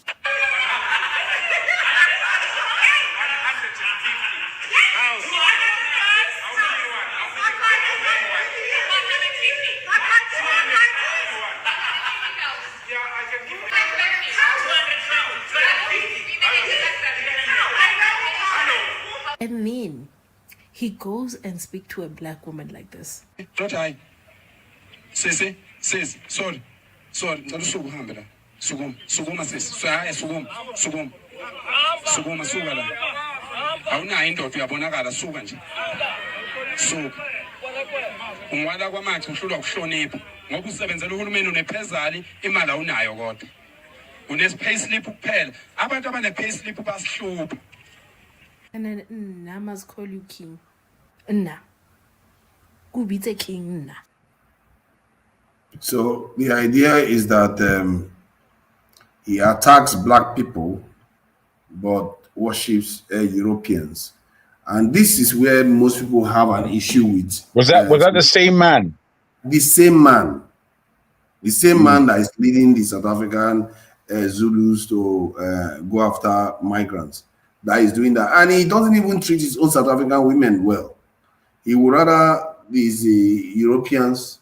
He gives better treatment than the black distinct people.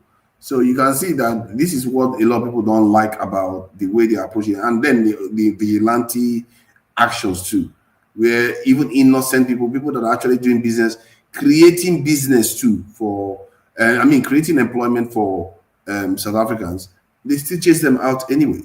This is how ugly the situation is. And it's a very, very painful experience. And it shows you what happens when bad leadership doesn't do what they're supposed to do, because you can understand their anger, but you can also understand the fact that you can't just keep persecuting innocent people and taking law into your own hands. This is the tragedy of bad leadership. You see, leadership is there, but there is also wait, madam, please, don't do that to me a second time, please. And they said, "Is that you?" Madam, don't do it to me a second time now. I'm speaking. You know, we can't even see when you're about to approach. You are just coming from the dark, as it were. If you may just allow me to land. What I'm trying to put to us is that South Africans are no longer Africans. They lost their culture and pride during the years of the white oppression they suffered under apartheid. We have to be in the understanding that apartheid only started in the 1940s. It wasn't before that. Prior to that, it wasn't apartheid as we see today. It was run by the English, and then it was run by the Boers when the English kind of left. So they now had to emancipate themselves. You see this girl, she's gone because she didn't want to wait. They were now emancipating themselves from the Boers. So now they did that with Nelson Mandela being set free. With all this happening, they lost their identity. I was following the whole thing prior to apartheid finishing and when Nelson Mandela got out of prison. And the difference in between these times showed me how they got rid of their real depth of African culture. And then there will be an identity crisis within South Africa, as we are seeing. As indeed, we just have to look at the United States of America and its whole history in terms of slavery, Jim Crow, and then the rights, the human rights that they were able to achieve. Now, that whole history gives you a timeline of their oppression and of their proximity to the white European culture. They basically lost themselves for an awfully long time. And when I look at the FBA situation, they haven't completely rid themselves of their whiteness. And they're not going to do it. Unlike we in the UK, who are first and second generation right now, we belong to either African, largely West African, or Caribbean heritage. There's nobody that's from nowhere. This is largely our heritage. Those black people that have been here since the 18th, 19th century, you can see a lot of them in Bristol and Liverpool, particularly Newcastle as well, to a certain extent, where they're very, very light skinned, even almost white. That you can see that they are coming from a black context, but it's from an awfully long time ago. And they are almost a different peoples altogether compared to us who have come here since the 1940s come up. So me observing these differences of the types of Africans that are across the world, when I looked upon the South Africans, I knew that they were going to go through this kind of thing. Firstly, they've been confused in their own country, where they're calling what in America, the so-called colored that they have in the mixed race that they have in America is quite different from the mixed race that they have in South Africa, even though it's the same connotation, the same heritage. But they have been seen differently because the white people are the ones who create these subcultures. So, you know, when the FBA call black Africans, they call us tethers. I've told them several times that they are the tethers, that I can't be a tether because I don't tether myself to any black American. I'm a Nigerian. And you tether yourself to the white people. That's your tethering.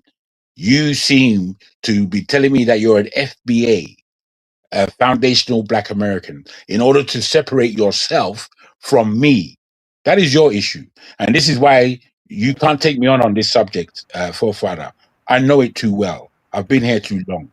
I just know it too well. You have recently got to find out so much of your own education from the Americans. I can hear it, but it's recent for you. For me, it's not recent. For me, it's been since I was 6 years old. I've understood these differences, and these differences are real. The thing is, we in Africa, largely, apart from the way we hold ourselves as a community, unfortunately, we don't necessarily have a prism, a direction, an understanding for which to galvanize our people. We don't. We stand as individuals, we go where we can, we do what we can. As long as the light switch is able to turn on, we're on our own and we're going for it because we're educated in that way. Most Nigerians aren't educated for the Nigerian environment. They're actually educated for the Western environment, which is why when Nigerians come to the West, they are able to forge ahead. And the fight that the Black indigents of these countries, the fight that they have had in America for 400 years, in the UK for 2 generations, people like Kemi Badenoch don't understand that fight. They don't understand it. It's got nothing to do with them because they didn't fight that fight. I did. I was here. Kevin Badenoch speaking a lot of rubbish all day long for the white people. She's not speaking for me. She's not speaking for people like me. And she would never be trusted. So I need us to understand these differences in the identities that we have. Because me, whilst I'm not necessarily like a Nigerian, and you would hear me and think I'm pretty cool, I'm closer to the Nigerian aspect, the original, or what the Nigerian probably should be, than I am to this country. There are people who stand out on this platform. Thank you. Thank you, gentlemen and ladies, for joining me. It's very rare I'm able to say ladies and gentlemen on the platform, and equal representation on both sides. I think this is becoming a unique. Are you a hermaphrodite? Oh, look at that. I can't welcome myself now. That would be too confusing. You put yourself every other time. Forefathers. Yes. Yes. You didn't let me land my point before you were saying bye-bye. Okay. Yeah, okay. Land your point so that we can round up. Okay. So I want to say that if any of the officials in Nigeria in power are listening, I would suggest, it may be a silly suggestion, but I do believe that they should look at all the countries that done a lot of mining that has caused environmental disasters for their children, and birth defects, health problems, and learn from them that you don't always have to disrespect your soil, your earth, destabilize that harmony and that balance of the what's it called, that chain that is supposed to be in balance, by overmining, going deep down just for wealth. When we have lands for agriculture, just deal with the insecurity so that the food basket of Nigeria and other places in Nigeria can invest in agriculture to produce good food from our seeds, no GMO. We can keep our resources and say, hell no, we are not going to be selling our selves for shillings, and say, for now, let's focus on dealing with insecurities, agriculture, create hubs for technology and engineering, use our brain power to develop Nigeria than digging too much. And then in the future, we can now decide how to mine safely and sustainably. Thank you. Thank you. You're muted.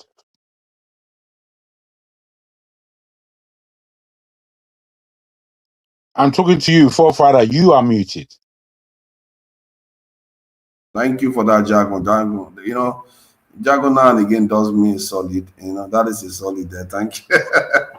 Thank you. Afam 2474 Afam. Thank you for joining us. Obino, I see you there. Thank you for joining us. Camry Bar. See you there. Quinty A. Thank you for joining us. I think was it Oscar Blackbone that contributed. Thank you for the contribution. Light B21 or B2I. Soji. Yeah, thank you for joining us, Guy Owalele. Thank you for the donation. Canadian dollars is also welcome. Any dollars that are out there, is welcome here. Pounds, they're all welcome. Let's see, Hybrid 10. Why didn't you see Hybrid 10 there? Thank you for joining us. Hybrid 10. Pansat was also there, representing as always. Equity, fairness, and justice was also around. Thank you for joining us. Equity, fairness, and justice. And Adesina Jean. I see the Adesina Jean A for real, which is AY on the platform here. Thank you for joining us. And who else did I miss? Oh, there are two contributions actually. I missed. How did I do that? That wasn't nice. And Wanale, thank you for the second donations too. Yeah, another $2 Canadian. If he has, if his hair has quiet, nice move. Oh, look at that! He said that quieted me. Ridiculous. All right, you think that will quiet me? What is it about hair, women's hair? What is it about this our hair that it's the glory? Why are you asking that question? It's the glory of the. What is it about our wig that you have problem with? I want our women to take the glory for looking splendid instead of crediting it to foreigners, looking like foreigners. Yeah, that's all. That's all. Let's see. Okay, I think Oga is also there. Bakenelli, all of them that are present. I really appreciate when it is this simple. And two women on panel. It's not that easy to have two women on the panel, two men on the panel. They both came because of me now. What do you mean? Look at that. Yeah, you see, that's really good. Let's keep it up. Let's keep it up. And we're going to be discussing more and more. Because I will try to make it almost like to TED the news segment and one TED, because I think some of these other abstract conversations tend to be quite engaging. So I actually learned from those a lot. So I will try to be doing that, especially when we are going on longer session. That will be really good. Look at that. This is another Canadian dollar. Oh my God, the Canadians are very generous, These Americans, I don't understand them, Trump economy is hitting everybody, so we don't have money in America.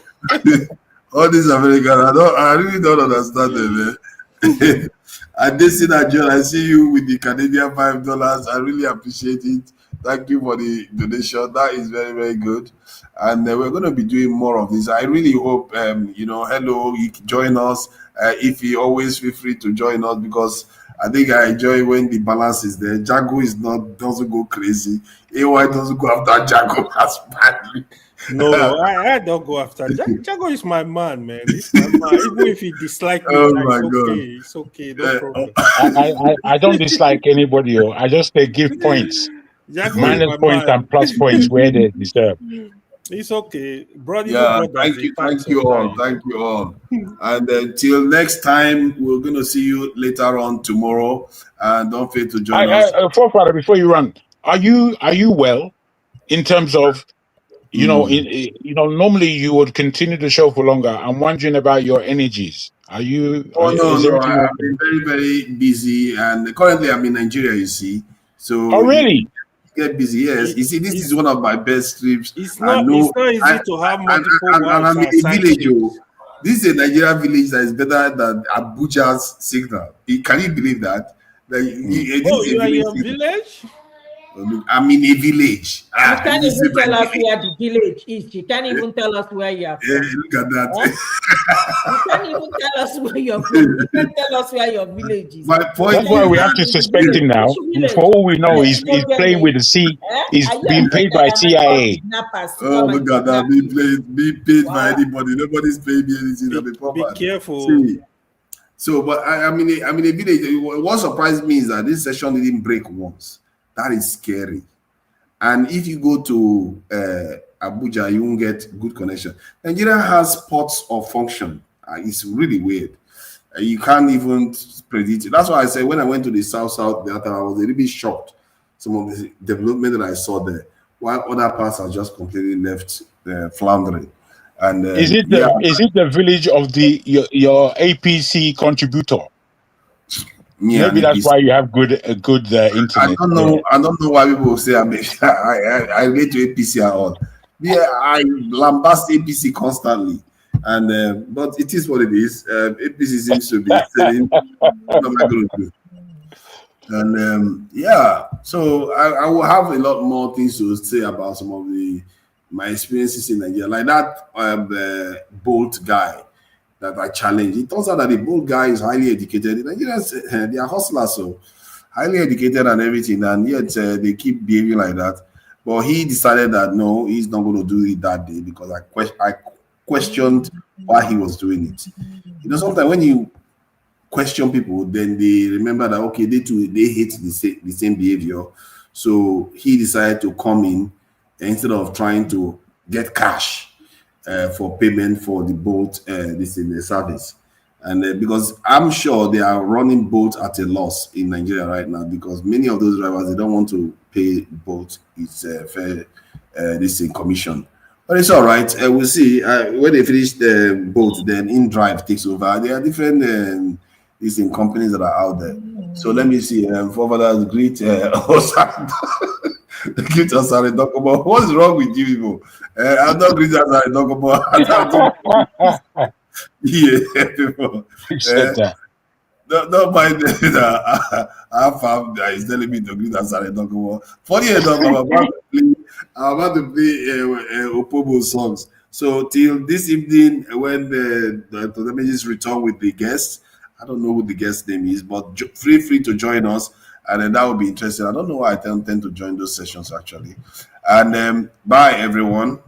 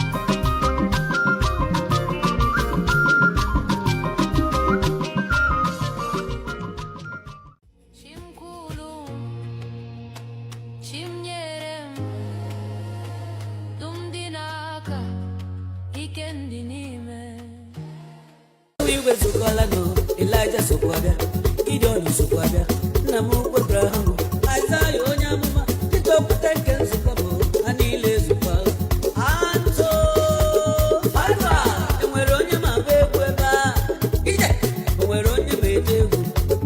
Come on, and your pano, yeah, you have a canoe, and you yeah, you live a monk, live a monk, yeah, you live a monk, yeah, you live a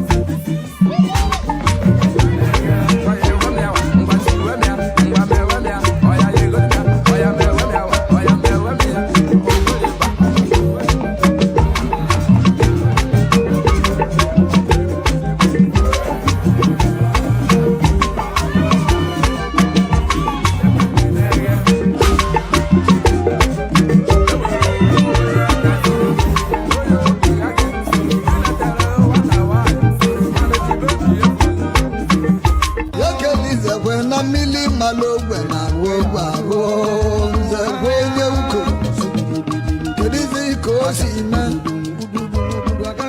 yokelize kwena mili malogwe na wogwaro nze kwenye uko neberebe kuluzo ibari amu begweni wogwe egwu na mu masibili kebizi ali yo ebizi ali Mamula namu Mariamu rakani wogu egwu na mu masibili ebilio ebilialini ibiribi bueno zo